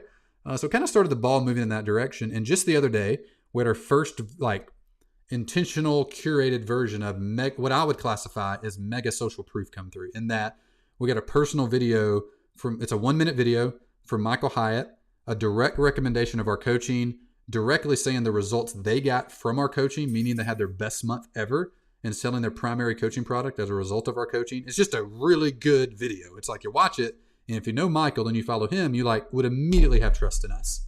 So we got the first video in, but we're not using it anywhere yet. I don't really know what to do with it exactly. I mean, I got some ideas, obviously, but I want to pick your brain. If you took Ben's job for the day and you were the director of marketing for Growth Tools, how would you use this? How would you use this video in order to get more clients? Yeah, so maybe in chat, share that. And I'm going to unmute you, Chris. I don't know exactly how to get your face on here because I haven't totally mastered this. I'm going to fiddle around here for a minute, see if I can get it on here. But if you have ideas as well, Chris, feel free to share it. Can you talk? I don't know if you can talk yet. Can you talk? Say something, Chris. Maybe we'll be able to hear you.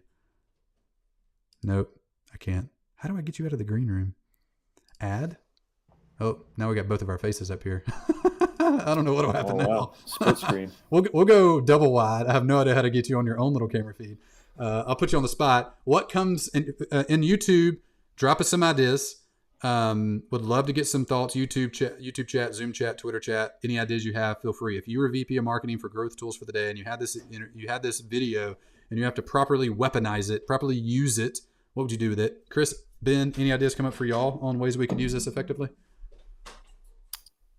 Well, maybe we get a lot of people who leave the high ticket sales call. We do demos, not like breakthrough calls. Yeah. People leave and say, hey, I want to do my due diligence, right? Which means like Google you and look around to see what other people say about you. Yeah. And so maybe like an email that we sent out the moment that we got off the phone. Say, hey, you said you wanted to do due diligence. This is what Michael Hyatt says. Yeah. Just a curated letter / email built around this to build proof. Yeah, that's good. I'd be curious too, Ben. It'd be interesting to somehow poll customer base, like our best fit clients or even audience, and know like what percentage of people would know him or who would be the highest known person in our world, and try to even engineer social proof out of them. Like it might take a year or two to generate some of that, but could be very high ROI activity. Tosh said on your sales page, when people are contemplating buying, we don't really have a sales page. We have our sales page is a phone call. So maybe what Chris is saying applies, and that it could be referenced there. It could be sent as follow up. Perhaps it could be worked into a booking page of some sort or a show up sequence or something for the call. Yeah. Yeah. Torn between video distracting from a booking and not, but that's a good test. Thank you page, obviously good spot for it. Oh yeah, like once somebody's scheduled a call, between call schedule and call show up, so thank you page, email sequence, text messages. Yeah. Using it directly in a cold ad, that's interesting. Optionally, also retargeting ad to build trust after they've. Is Michael's Facebook page targetable? I don't know. Might be interesting. Just straight up target his audience with it. Gary said include it in pre-framing email leading up to the sales call. Como said I would use it in an ad or put it on the thank you page. That's good. I like the idea of putting your audience, polling your audience about Michael himself. Yeah, and that would be an interesting kind of experiment. It'd be a multi-year thing to like, because some of these just take a while to get the client and get results, and it has to go really well, and they don't get distracted. We do a good job, and but I bet if we made a hit list of like the top 10 most known people for our best fit clients and targeted them, we could get a couple of them over the course of a year or two to deliver what Michael delivered. And having Michael as a foothold like helps get them, because a lot of them, almost all of them would know him because he's a fairly well-known dude. The most promising thing though is to level up the testimonials into a JV opportunity. Oh, like a JV with Michael? Is that what you're saying? We have a ongoing partnership with them, so I don't know if we'd want anything additional, but perhaps. That might also mean what you just got finished saying. You can book other like big name, big brands. Yeah. Like people that would be good fits for partnerships for us that would maybe not know us but know Michael. Like go kind of look at his influence radius and just say, hey, we coached Michael, and we're kind of in the same world, and would love to do a webinar or lead magnet swap or podcast interview or something. Yeah, that's good. All right, anybody have any last ideas for that? Post them in chat if not, because we're literally going to take a few of these and go do them because we got this last week. We're like, all right, now what do we do?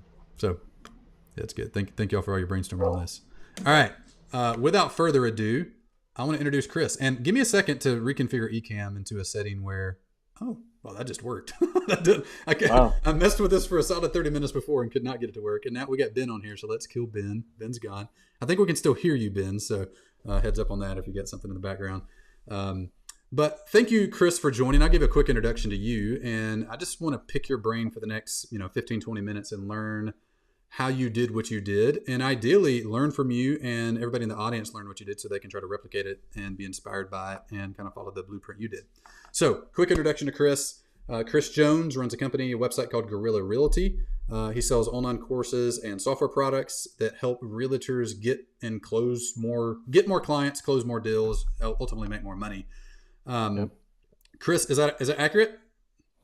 That is accurate. All right. So let me before we get into what you did, I I want to personally understand at a more detailed level, and for everyone else to be able to follow your offer, like what all you sell. So maybe first question is, what problem do you solve?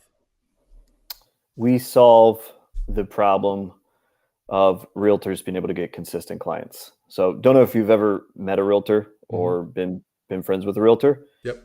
but every realtor discovers at some point that getting consistent clients, I guess like any other business, Mm-hmm. is really hard, Yeah. right? Just lining up consistent clients.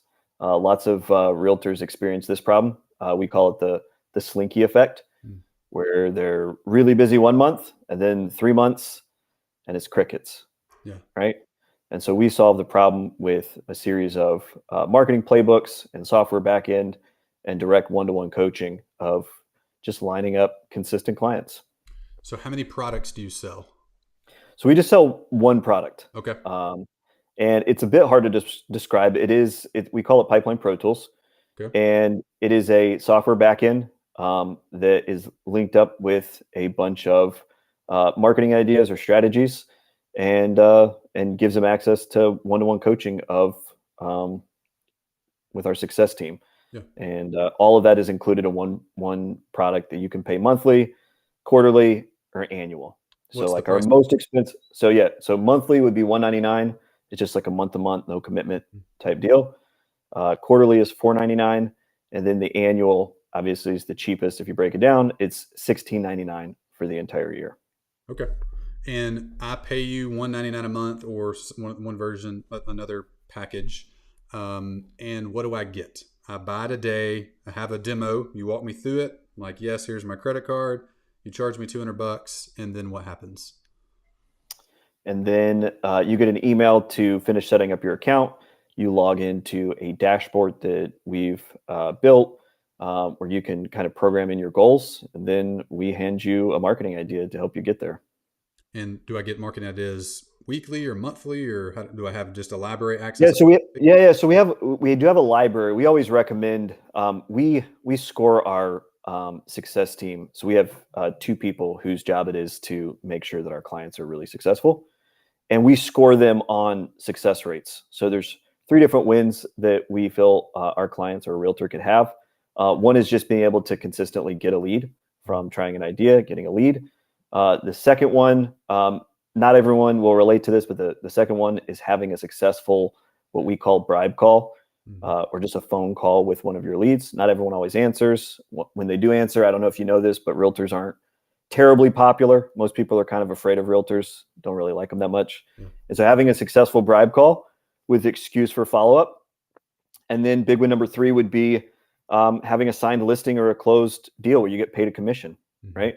And so we score our success rates just as a percentage, like what percentage of our clients get a lead, what percentage of our clients have a successful bribe call, and what percentage of our clients ultimately sign a listing or close a deal.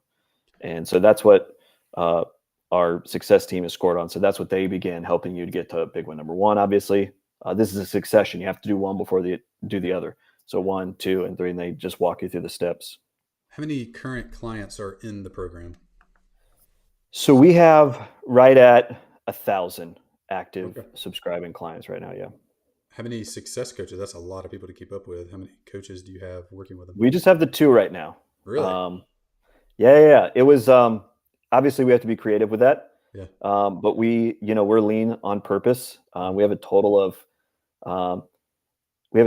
4 full-time employees in the company, including the software engineer, and then we have three sales reps that are independent contractors. So and that team, so 4 full-time people plus 3 contractors that are sales team. Those did, I think you said $913,000 in revenue last year.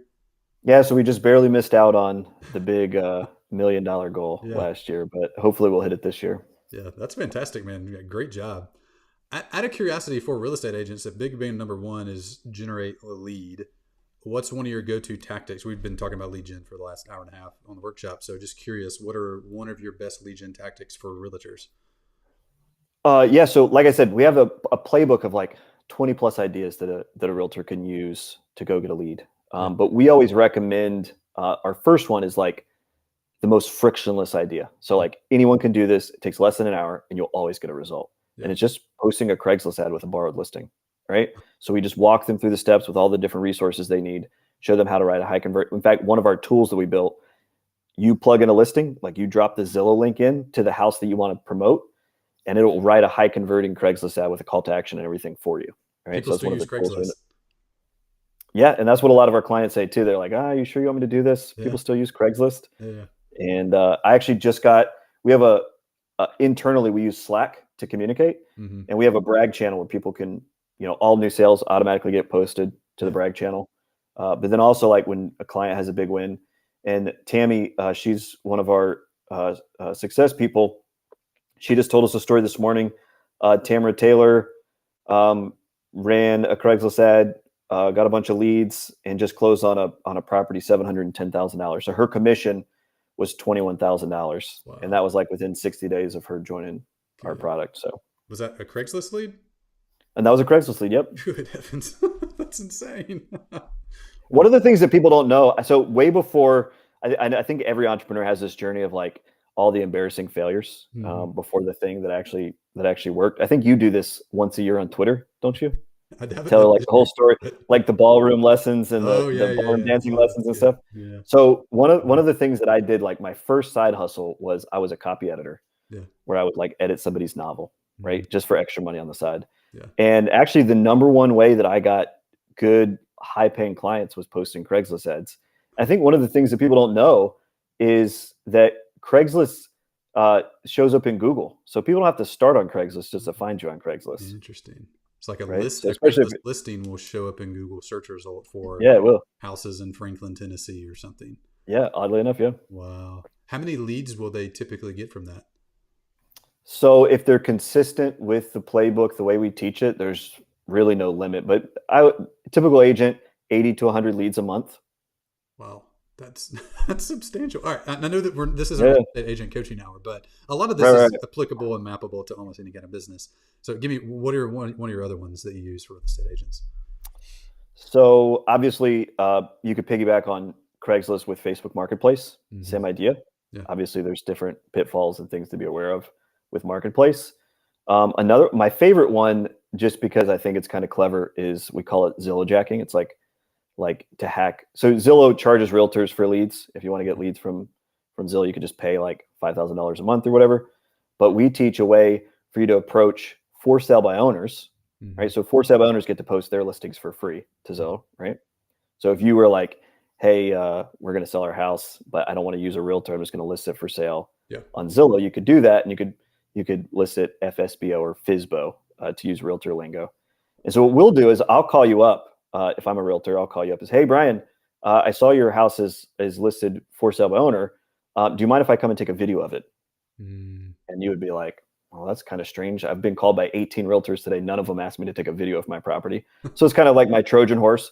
So we take a video.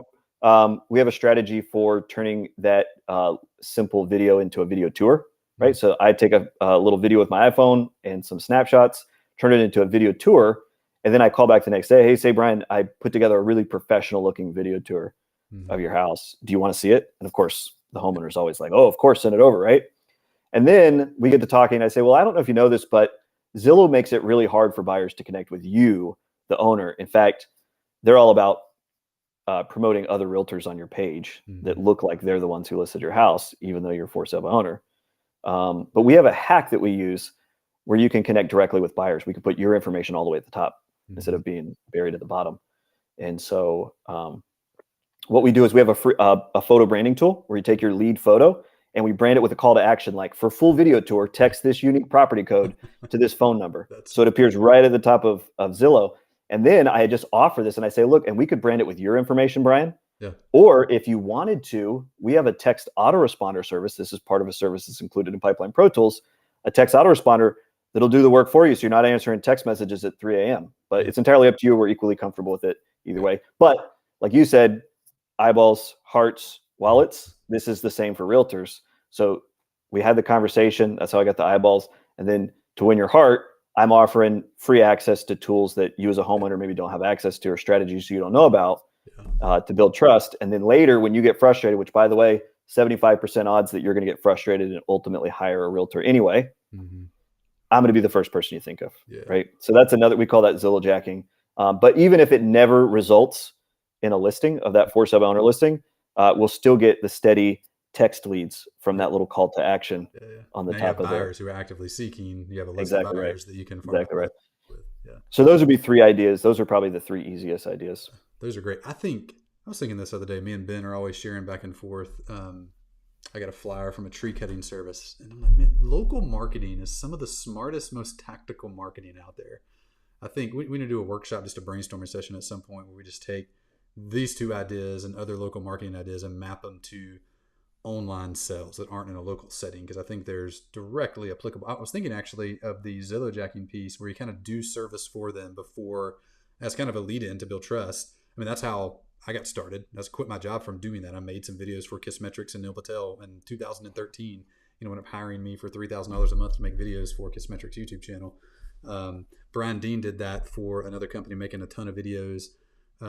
Derek Halpern, I remember in the early days of his previous company called Social Triggers, did I think this is still one of the smartest ways I've seen a blog or web information type company get started. He did 20 different online website teardowns of popular websites, like got the owner's permissions, like, hey, would you find value? Or I don't remember the exact pitch, but basically wound up doing these like 20-minute videos before YouTube was really popular or anything, where he would tear down the site and show them a bunch of stuff to do. And of course they would talk about it and promote it, and his website took off as a result of that. So it'd be interesting to tease out this local angle for real estate agents and build some playbooks for online companies, because these are really smart ideas. Okay, this isn't the point of this interview. Cool. I love this. This is fantastic. Go ahead. You're going to say something. No, that's good. Yeah. Okay. So so we talked about lead gen that you help your clients do for real estate agents, how you get leads for your business, real estate agents to come to you so that you can actually help them and sell your coaching and software product to them at $200 a month or other packages. I know one of your biggest lead gen channels over the last couple of years has been partnering with other companies, letting them do the marketing for you, you doing presentations of different types in front of them. You have one of your most successful has been a partnership with the Facebook group, where you've been able to do monthly recurring partnerships. So maybe 2 questions. What's the Facebook group, and what results have you gotten as a result of that? And then I want to kind of break down what you did. Yeah. So the partnership in question here is a guy named Kevin Kaufman, which, funny enough, before Growth Tools coaching, Growth University coaching, I had approached this guy like no less than 5 times, and he'd either ignored me or said, nah, no thanks. Yeah. And anyway, after coaching, I ended up sending him a revised pitch, instantly got his attention. He said, yeah, let's chat.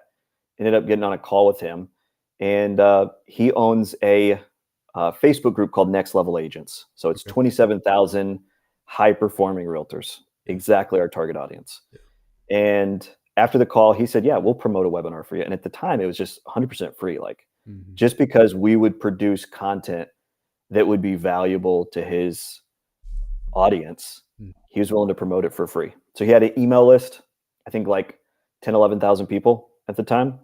And he promoted it to that. And then we also like simulcasted live stream to his Facebook group, which inside groups, I find that, if you were to just go live on Facebook, you'd be lucky to get like 5 people to watch. But inside a group, for whatever reason, sometimes you can get, 20, 50, if you're lucky, maybe 100 people live on the webinar there. So it was a bunch of extra views there.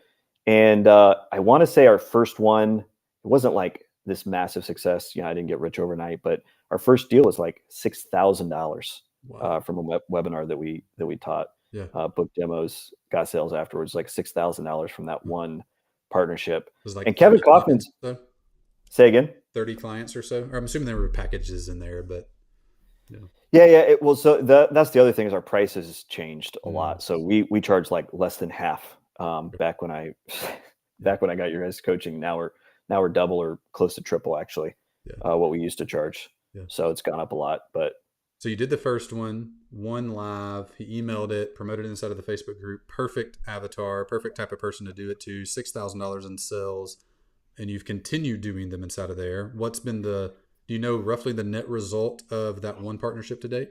Yeah, it makes me feel like a lazy entrepreneur that I don't know exactly the value of this one partnership. Yeah.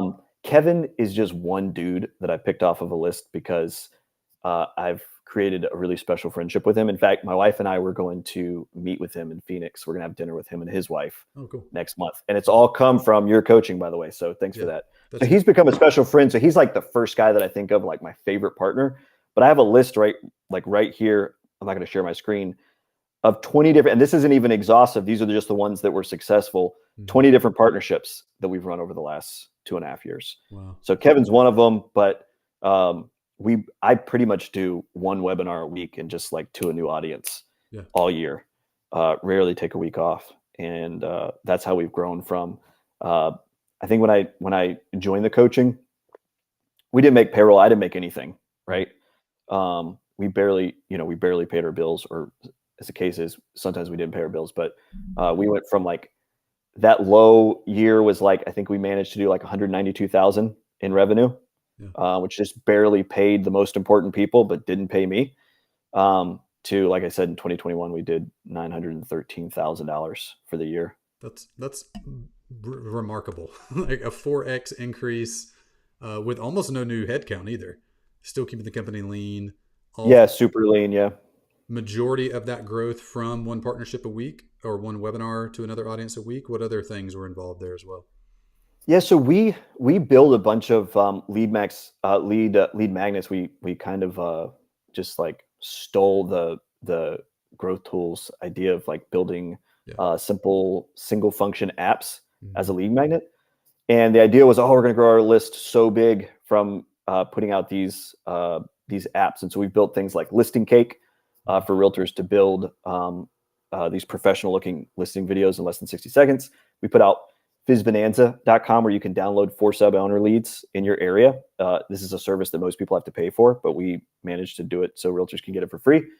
We put out Bulletproof CMA so that realtors can do like a really mathematically sound pricing valuation on somebody's house, and it prints out beautiful presentations for them.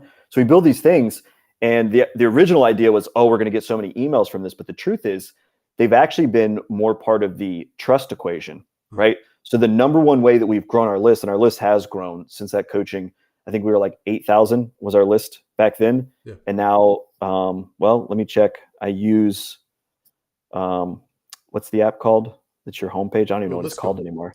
List Goal. I use List Goal. Yeah, so 42 new subscribers today. Wow. Total list size is 42,228. That's awesome. Right now, right? So sorry about the sun, by the way. I have this this light, but the sun's coming through the window. Anyway, so we've grown, but the majority of the growth has come from doing partner webinars. So we use one click every time that we do a partner webinar, and that's where the majority of our list growth comes from. And then the lead magnets are more about building trust. So when we put out these free apps, we do get some new subscribers when people share and tell their friends about it. Yeah. But mainly it's the people that are already on our list. They're like, wow, these guys put out this amazing free stuff. Their paid stuff must be even better. Yeah. So one thing you had said to me a while back was, you mentioned it just now when you're approaching, I forget the guy's name, but for the Facebook interview, like the pitches you used to write didn't work all that well, and you changed a few things and it kind of unlocked that for you. What did you used to suck at that now you're good at that causes your pitches to actually get responded to? Well, I don't know how much of this is like proprietary technology. That's like Growth University. So basically my old pitches, and I thought of myself as a pretty good salesperson, but my old pitch was always like super long, because I wanted to make sure that I answered any possible objections that they could think of right there in the email. So they're always really long, and it was always like, I think that maybe somebody listening might relate to this. I think in the back of my mind, I always felt a little bit insecure, like I didn't really have anything to offer them. And so I had, I don't know, in real estate, we call it commission breath, when you're like so desperate for something that people can smell it on you, right? So that's what you call it in real estate, but I don't know what you'd call it in marketing. But basically they could sense my desperation. And it was super unattractive. Like nothing's less attractive than desperation, right?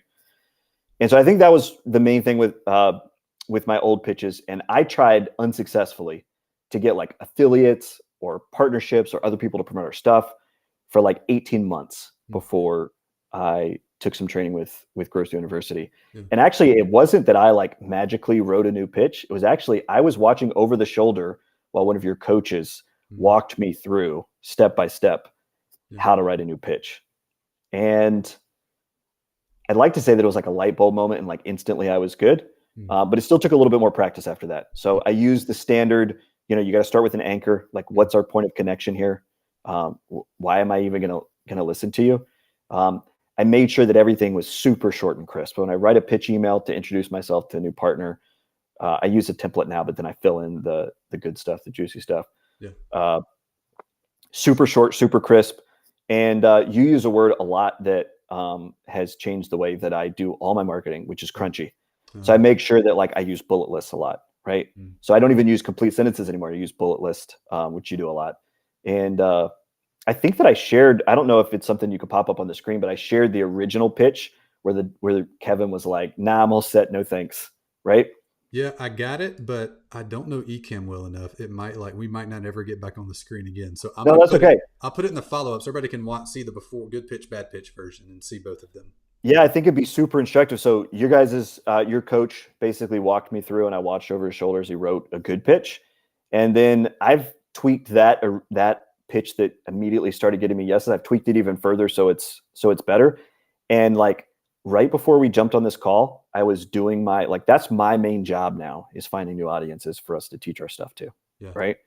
And so right before I jumped on this call, I sent out an email to a guy that owns a huge podcast and a huge online audience and a huge email list. Yeah. And I used to wait 48 hours or 72 hours and then, beg them, please pay attention to me. Mm-hmm. He answered me in 9 minutes from the pitch that I sent. And he said, yeah, I'm traveling. I'm super interested in this. Just email me next week and we'll set up a call. What was the ask? Like, how do you, and maybe we could share it afterwards, but give me the basic, what did you say to call him respond so quickly? So I always start with the anchor. Hey, I just listened to a recent podcast episode of yours. I always make sure that it's true. So I turn it on, I listen to the entire thing, something that interests me. I pick out, 1 to 2 things that I really liked about it. Mm-hmm. It was an episode with someone that I like a lot. So I told him I loved it and I shared it in our personal Facebook group, 3,000 people. And by the way, we have a webinar, an idea I know you're interested in because we talked about it before. A webinar. It's 45 minutes long. It would make an amazing lead magnet swap. Here's how it works. We promote it to our 42,000 subscribers. You promote it to your audience. We don't even care what size it is. And then you're going to get 1,500 new leads. And then we'll brand the webinar to your audience. So his audience is called Lab Code Agents. So we'll brand it to Lab Code Agents. And you can keep it and use it as an evergreen lead magnet for as long as you want. It's all yours. Is that something you'd be interested in chatting about? Yeah. And sometimes people will come on and they'll say, yeah, we'll promote it, but we want to be an affiliate. So we want to get, like a JV partnership thing. I actually prefer not to do that kind of stuff because it's always so hard to unravel who gets credited with what sale afterwards. But we've been really successful. We have a lot of free partnerships, but lately I've been really successful with just paying people a flat fee to promote us. So we have multiple partnerships where I'm like on a monthly basis, they know, look, I'll pay you $750. You just have to send these 3 emails promoting our webinar. And I'll let you know if it stops performing. Yeah. But now we have multiple, I have 5 partners that we work with on a monthly basis.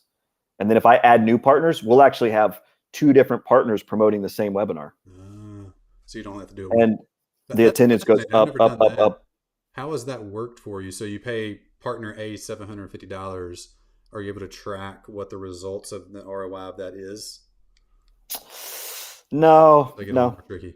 No. Well, that's another thing. It's the beauty of paying somebody. If you know roughly how many, so I can track through. I still use OneClick, the free service, to this day. But if I can see how many people, how many new subscribers I'm getting from their promo, I can roughly gauge whether it's worth the whatever the fee is that we're paying.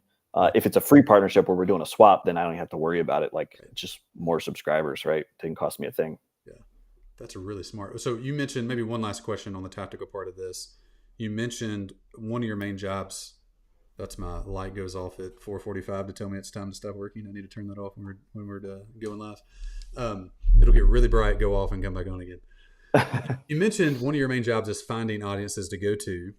What are your criteria? Like, how do you find people? What are you looking for to know it's worth your time to do a live training to, which is a significant investment on your side to go do that. So what are you looking for in a good partner? So I'm still using, I think that it's a tool that you guys gave me, the Dream 100 list. Yeah. So I still use that same spreadsheet. Mm-hmm. And so I have a couple different ways that I do it. Every time that I see an article come out that's like the 20 best books for real estate, I go and search the author list, right? Anybody that's like right up our alley, that's real estate specific, I'll just put them on the list. I don't even search their info at that point. I just write down their name, write down the name of the book in that Dream 100 tool that you gave us, right? And by the way, if you're not in Growth University, the Dream 100 tool is like magical, right? We still use it to this day. I literally find one new audience every single week, and they don't always work out, but most of them end up working out. That's why we have like 20 plus partnerships that we go to again and again and again. And that's how we grew from 200,000 to 900,000. But anyway, so I just add their name, right? The other thing is I get a lot of Facebook ads for realtors because we're in the real estate business, right? And so if I see a Facebook ad of somebody that seems like somebody we might like to partner with, I just write down the name of their business or their name, right? And so literally anytime, anywhere obviously in Growth University, you guys gave us a bunch of cues that we could use to go out and Google and find good partnerships. But nowadays, I just wait for them to come to me. So just in the course of doing business, in the course of life, I'm going to run across people who are like real estate coaches, real estate podcasters, real estate Facebook group owners, real estate this, real estate that. If they have an audience of realtors, then I'm going to write them down on my list. And then later, I use a tool called Rocket Reach. It's a bit pricey. It's just like hunter.io where you can look up email addresses, but it's way better. So we pay $75 a month, and it just like makes my life easier. Yeah. So later when I go through that list of names that I've compiled, I'll just go search their name in Rocket Reach. 98% of the time, it comes right up with like 2 or 3 email addresses that you could use. Wow. So I'll put that in the spreadsheet. I'll fill out the rest of the detail. And then like you guys recommend to do, just like mark them as a top 10 lead of somebody that you're going to focus on right now. And then I wish I could share my screen right now because I was just working on it before we got on here. But anyway, top 10. And then I just mark, say again. I'll figure that out for next time. Okay, cool. So in fact, if you want, like, I'll share it as a resource that people can look at later. That'd be great. If you want. Yeah, okay, cool. So I mark them as a top 10, and then I just mark whether I've pitched them. And if I've pitched them, then I mark whether they've been bumped. And if they've been bumped, then, final bump. And then after that, if I still haven't heard from them, I just cross them off the list. But the truth is, I've had people like Kevin that I would have had to mark off the list because he ignored me like 5 times. But then like next year, I was like, nah, I'll try them again. And as we grow, like more and more people are interested in doing stuff with us. Yeah. So it only gets easier. Yeah, that's good. Why? So you see I love the Facebook ad. I love the authors, new people that have published books. Those are like nice trigger points that you could probably even automate. So people are coming to you consistently. Yeah. Why don't those people look at you as competitors? They're teaching real estate as well. You're teaching real estate. Why would they want to partner with you? That's a good question. So there are a couple of companies that I just never really bother with because I know that they would see themselves as competitors. This probably sounds arrogant. I don't really see us as having any competitors. There's nobody that does what we do at the level that we do it at. So I'm not really afraid of anybody. I'll promote anybody's anything. I don't care, right? A lot of people I know, just because there's a certain amount of overlap with what we do and what they do, that they would just tell me to get lost or ignore me or whatever. Right. So I don't even bother with them. But there's a lot of people that are like, first of all, podcasters. Like, I used to think that it would be like a big win if I could get on a podcast. But the truth is, most podcasters, they think that they need to be like on a weekly or twice weekly, or at worst, like a monthly schedule. And so people don't realize, but they're like desperate for guests. Yeah. The average podcaster is freaking desperate for guests. And so that's like the easiest win, where I used to think of it as like some kind of big win for me. Now I see it more as like a chore. Like I already know they're going to say yes. It's just, do I have the time to get on a podcast? Right. So podcasters are really easy. Facebook group owners, there's like a natural synergy because most people own this group, and it grew really fast thanks to Facebook and to sharing content, but they have no clue on how to monetize it, right? Most Facebook group owners have no clue on how to make money from their group or from their list, right? Or if they're doing it, they're doing an okay job at it, but it's, Facebook makes it kind of hard on purpose to monetize Facebook groups. So in any case, a lot of times they're looking for ways that they can promote a webinar where maybe they make a few $100, or they can diversify their offerings or whatever. So those have never been hard. Meeting up with Facebook group owners, those have never been hard pitches. And then there's so many other people that offer, like we do coaching and software together, but like pretty much any other coach, they're going to be teaching a slightly different topic. And so we're happy to promote other coaches. And because we're happy to promote them, they're like, oh, I guess they let their guard down. Cause they're like, oh, if he'll promote me to his 42,000 subscribers, I guess I can promote him to like my 9,000 subscribers. So I don't really think about it that much anymore. I don't really remember what my thought process was in the beginning, but like if this guy's teaching how to take more listings from Facebook ads, well, we don't do that at all. Right? And so I don't see why one of our clients couldn't be using his strategy and also be using Pipeline Pro Tools at the same time. So I don't know. You somewhat Trojan horse it with you promoting them. Like when you promote them, you automatically communicate that you're not a competitor. Like if you're okay to promote them, then that somewhat would catch me off guard. Yeah, exactly. Or immediately signal to me that you're not a competitor at all. That's really good. All right. And that was one of the things that your coaches put in my pitches. It was basically, hey, I had an idea to promote you to our, at the time, I think it was like 8,000 email subscribers. It was like, had an idea to promote you to our 8,000 subscribers, many of whom are looking for a coach, or many of whom are looking for a real estate course, or many of whom are looking. And that was like the line that, if you lead with that, they'll definitely be interested, at least to chat. Or insert your product. Right, exactly. Yeah, that's good. All right, 2 last questions for you. Number 1, what's your favorite marketing book you've read in the last year, business marketing book? And number 2, where can people learn more about you? So I'll answer the second one first. If you want to learn more about me, I don't really have a social media presence, but you can find us at guerrillarealty.com. I think somebody posted a link in the chat. So you can find it there. It's in notes too. guerrillarealty.com. And by the way, if there's anybody in Bryan's audience that's like, oh, I sell to realtors and you want to do a partnership, I'm game. Easiest partnership you'll ever land, ever. 40,000 people. He wants to promote you. We'll promote you to 40,000 people. So hit me up. You can find, I'm just Chris at guerrillarealty.com. You can contact me. So that's how you can get a hold of me. Best marketing book I read in the last year. I hate this question because it puts me on the spot. Or business, just one that comes to mind as being especially impactful for you. So my favorite business book that I've ever read is Built to Sell. I don't know who the author is. Yeah. Premise is the best way to build a business, even if you don't intend to sell it, the best way to build a business and grow a business is as if you were going to sell it. And it's written in a narrative format. So I think of myself as like, kind of like the family dunce. I hate reading. I read out of necessity, but I hate reading. And I have the lowest SAT scores in my whole family, so I hate reading. But that book was really easy because it's written in narrative format. Yeah. So Built to Sell, great book. That's a great one. It's one of my all-time favorite as well. I love the ones that are just long stories and they don't try too hard to teach you. They just tell you a story and you happen to learn along the way. So that is good. I would definitely second. That was in my top 10 business books ever read. So there was one other that I'll suggest, even though it's not as easy to read. It's called Traction by Gino Wickman. Oh yeah. Massive impact. Is actually, I finished reading it like right before I went through your coaching. And so like, it was one of those books that after I read it, I now implement it. Right. So when I read it, I was just like, oh, I'm going to check my brain at the door. I'm going to implement it. As soon as we did, there's a bunch of systems for like running a team. Right. As soon as I implemented it and I started thinking of my job as just like, what's like the one number that I need to track? And it was how many partner webinars I'm booking on a monthly or quarterly basis. Like instantly I went from like super high stress working from 6 a.m. to 6 p.m. every single day in 1,000 different directions to overnight feeling like total peace and calm. Yeah. Wow. And so that book had a huge impact on me. Yeah. Yeah.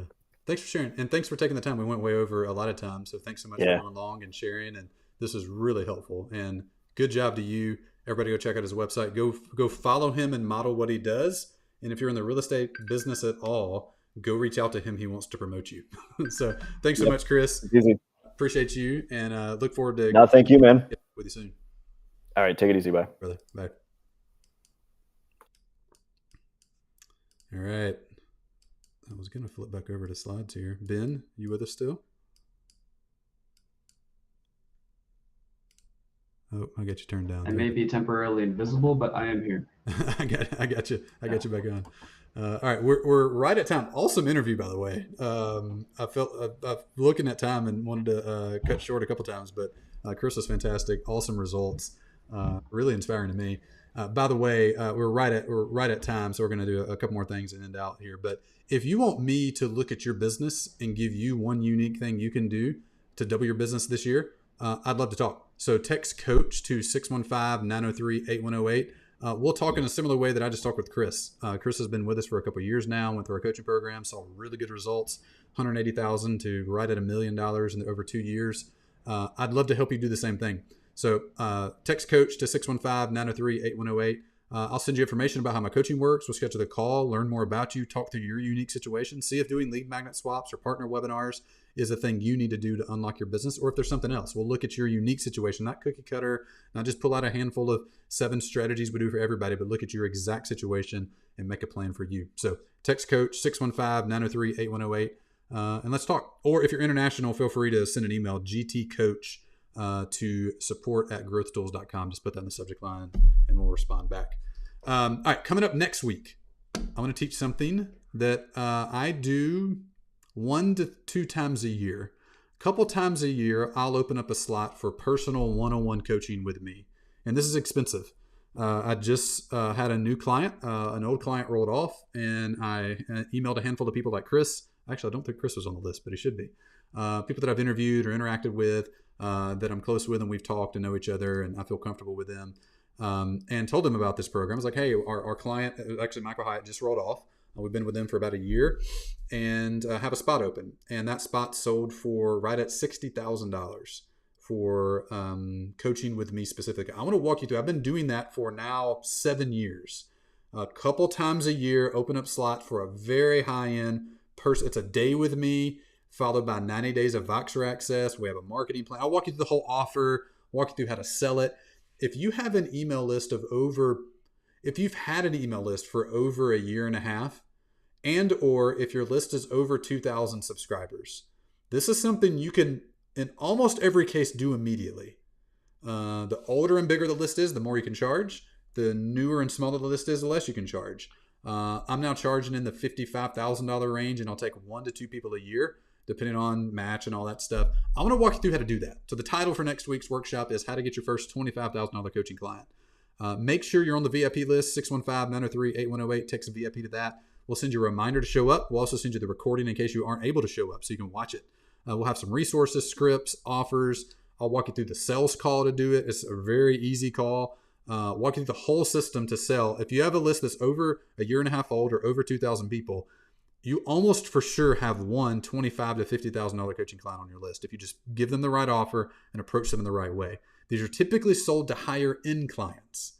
These are typically not sold to the beginner level people. These are people like, for us, since we do growth coaching, like marketing coaching for your business, for us, the avatar for this is people already doing $100,000, sometimes over $500,000 a year. For example, Chris will be a perfect client for this, doing $900,000 a year. It's going to be, if you profile your best fit clients that you've had before, it's going to be on the high end of that. The more successful people that have had results already, people that trust you already, over a year and a half old, over 2,000 subscribers, both of those things for sure. One of those things probably, you have somebody, a high-end one-on-one coaching client. I'm going to walk you through how to fulfill that in an easy way, what the offer is, and how to sell it next week.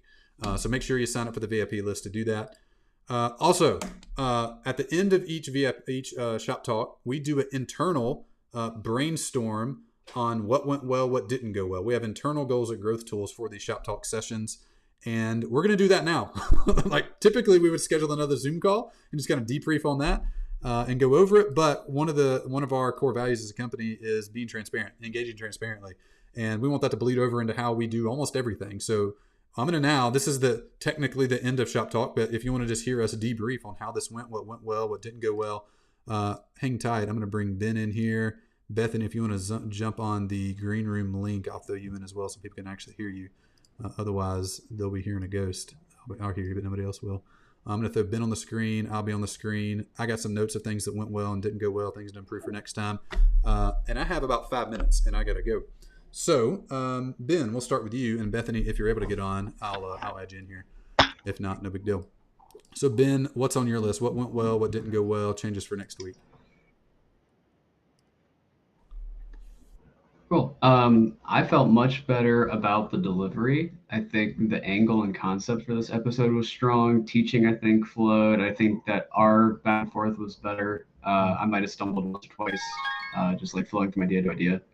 I think the invites to VIP list better. I think probably worth pausing on coaching for a little bit longer at the end, and having coaching be at the end of the teaching segment and at the end of the interview. End of teaching and end of interview. I like that. That makes sense. Yeah, I made a note for myself. Sorry, I was trying to add Bethany in here so people could see her and actually see what's going on. Let me make sure I publish this. I don't know what shows up and what doesn't. Okay, Bethany, you're here now as well. Yeah, I made a note, Ben. I made this for last time. I forgot to do it, but to record like a 1-minute GU commercial. Kind of light, not overly produced or anything, but something I could literally just play. Like, hey, and a word from our sponsor. And the video kind of make fun that I'm the sponsor of my own video. Just something kind of silly. But the script on what the product is and how it worked be tight. So people just get it and they get the value in it. Because it does, by the time I got to a hard pitch for coaching, there was 70 people left. And we peaked at at least I saw 160, 170 or something. So it'd be nice to have that earlier potentially. Yeah, that's good. What else? Bethany, Ben? I love that there was no hacking activity today. So I was so happy. So I feel like the things that we did, the chat was super good and engaging. And yeah, I was very pleased with that. That lowered my stress level quite a bit today. But yeah, I really liked the format. That's awesome. Hey, in chat, by the way, anybody here, things you like, things you didn't like, things you would change for next time, feel free to pump them in. We're always taking notes and trying to get better. Oh, that's good. Yeah, I was curious how they go with YouTube because technically it's more open, but maybe they're screening for criteria to comments better, or you have to have a Google account, or I don't know. Maybe people aren't scraping Twitter for stuff. Right. What was you loaded up a list of profane words, right? I did. Oh, yeah. Yeah. So I loaded up the profane words, did the list, and put all those in there, and then also said if there was an inappropriate comment to flag it and push it over. And I think there was only 1 or 2, and it wasn't bad, so that was good. Nobody hacked us in stream porn this time. Not this time. Not today. Let's see. Well, thing to improve is the client interaction. I didn't catch the Zoom thing until 5 minutes before that we couldn't bring them in. I think we need to keep go back to the last 6 we've done, make a list of the clients that have been there more than once, and personally invite them each time. Kind of like most talk shows have repeat guests that call in. I think we need to intentionally groom clients to show up on camera like this right here, where they're in the green room. We can unmute them. We can share. They can interact. We can talk to them. I think I still got to figure it out. I feel like the interaction's better, not great, but there's been a couple times with Chris, I think it was, not Chris Jones, but somebody 2 times ago. That was probably our best natural flowing client interaction. And I would invite him back. I would invite him back in a second to come do that every week and have a pool of 6 to 10 people that were able to, 1 or 2 of them are always there, kind of thing. And the tech part of that, I think. But the green room things actually work pretty well. I've been pleasantly surprised by being able to do that on the fly. So getting you in here and Ben in here is worked pretty good. So that feels doable. GU commercials, a thing I had. I want to get a countdown screen. I've done it. I know how to do it. I just got to put the time to make it. So when we go live, there's 2 minutes before we actually start, so that people have time to get here. We're able to get everything configured, and then we go into it. Versus people showing up 15 minutes in and we're just getting going. That's something I've seen streamers do and that I like.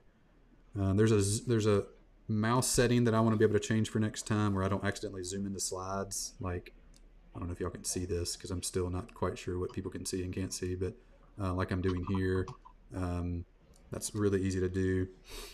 And then a few maps where I can have 3 people on the screen and y'all just click into place and aren't scheduled around a slide. There's just a map. Everybody's kind of tall, like an iPhone video, and we're all showing up on the screen. So like a 2-mat, a 3-mat, a 4-mat, a 2-mat with a screen share. So when Chris is on, I can easily flip over, get a link and throw it. Just kind of, I'm okay with that kind of building over time, but like next week that probably won't all exist, but being able to slowly add those things in where if Chris wants to share something, it's easy to do and we can go, because that would have been nice to add in. Although it would have lengthened out the interview a good bit. So part of me likes that we didn't. Part of me likes being able to jump on and do that. Kind of torn a little bit. So those are lists that I had. Do anybody know what the peak live was? Anybody catch that number? It was definitely over 170, like across all platforms. I had the highest that I had was 161 around 3:30, but that was just the YouTube number. Like I wasn't in Ecamm, so I didn't see the concurrent number. And then there was like 15 people, I think between 15 and 20 in Zoom at one time. I didn't know that Zoom got that high. Yeah, so we had about 15 clients, I think, that showed up. So, I mean, great. I don't know about Twitter or Facebook either, but. Okay. I don't know. Maybe Restream, because that's what we're using to kind of be the hub. Maybe it conglomerates. It shows me a live number, like view on Restream. It says 57 right now. So I'm guessing that pulls from all sources. I did notice when we first went live, there was 120 people. And I was like, whoa, that's like, for just starting, that's a lot. And then it just bumped down to 60. So I was like, well, that's weird. I don't know what happened. Maybe it was a glitch or something. I'm not totally sure what happened there. Well, what's really weird is that YouTube right now says that there's 69 people watching right now. And then it says 57. So I don't know who's right. There's me a live number, like view on. I did notice when we first 57 right now. So I'm guessing that pulls from all sources. I did notice when we first went live, there was 120 Restream and it all started going. I'm curious what Twitter did too. What'll be interesting as well is the view numbers like a week from now. Like what those are, because there's one specific streamer I watch that does Auburn, and he'll have 100 to 200 live, like concurrently live at one time, and then like 2 days later he has 1,000 people that have watched the video. Like his view numbers are always like 1,000 or 2,000 or something. So I'm curious what that'll be now, because with Zoom recordings, like people that click the link tomorrow that announced it would go to nothing before. Now they'll go straight to the YouTube video, I would guess, so they can like watch the video. You don't even have to like effort for recording; you just get it. Oh yeah. Okay. So Shanti said, I saw 168 on YouTube. Roxanne said, I like all the content. I think I need to do a better job of like reading chat and just engaging people in chat more. I tend to think I get going, and I'm getting better, but I need to get there more. Eduardo, I like the concise content that is actionable to do it today. In addition to the interview, that did feel like a strong interview. Like that case study is going to be exceptional. And I love that. I don't know if he was intentionally doing this or not, but he credited us for like a lot, which was cool. I got the reminder email 1 hour late and missed the main training. I did check that. The email sent. There might be a processing thing there that I'll look into, but yeah, there's a lag to it. I see 52. Yeah, cool. All right, I got a hard stop here. Any last things that come to mind for y'all that y'all liked or didn't like or want to see different for next time? I'll be interested to see the little bit of follow-up that we have going on too. So I'll round up with Will and Drew on that. What do you mean?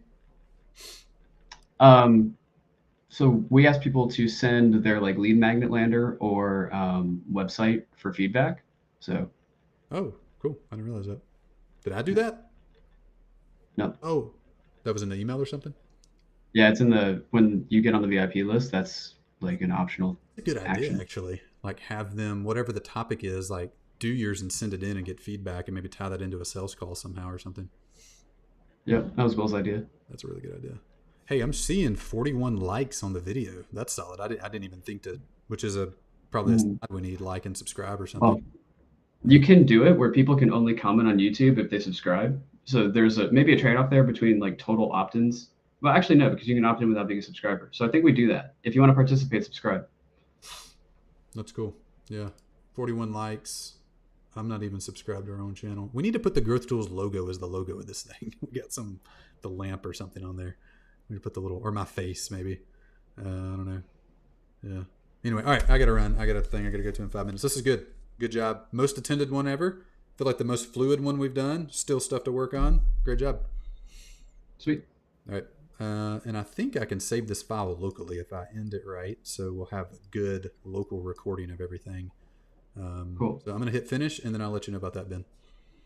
Awesome. All right. YouTube, Facebook, Twitter. Appreciate y'all hanging out. Clients, anybody in Zoom, thank you for being here. See you next week.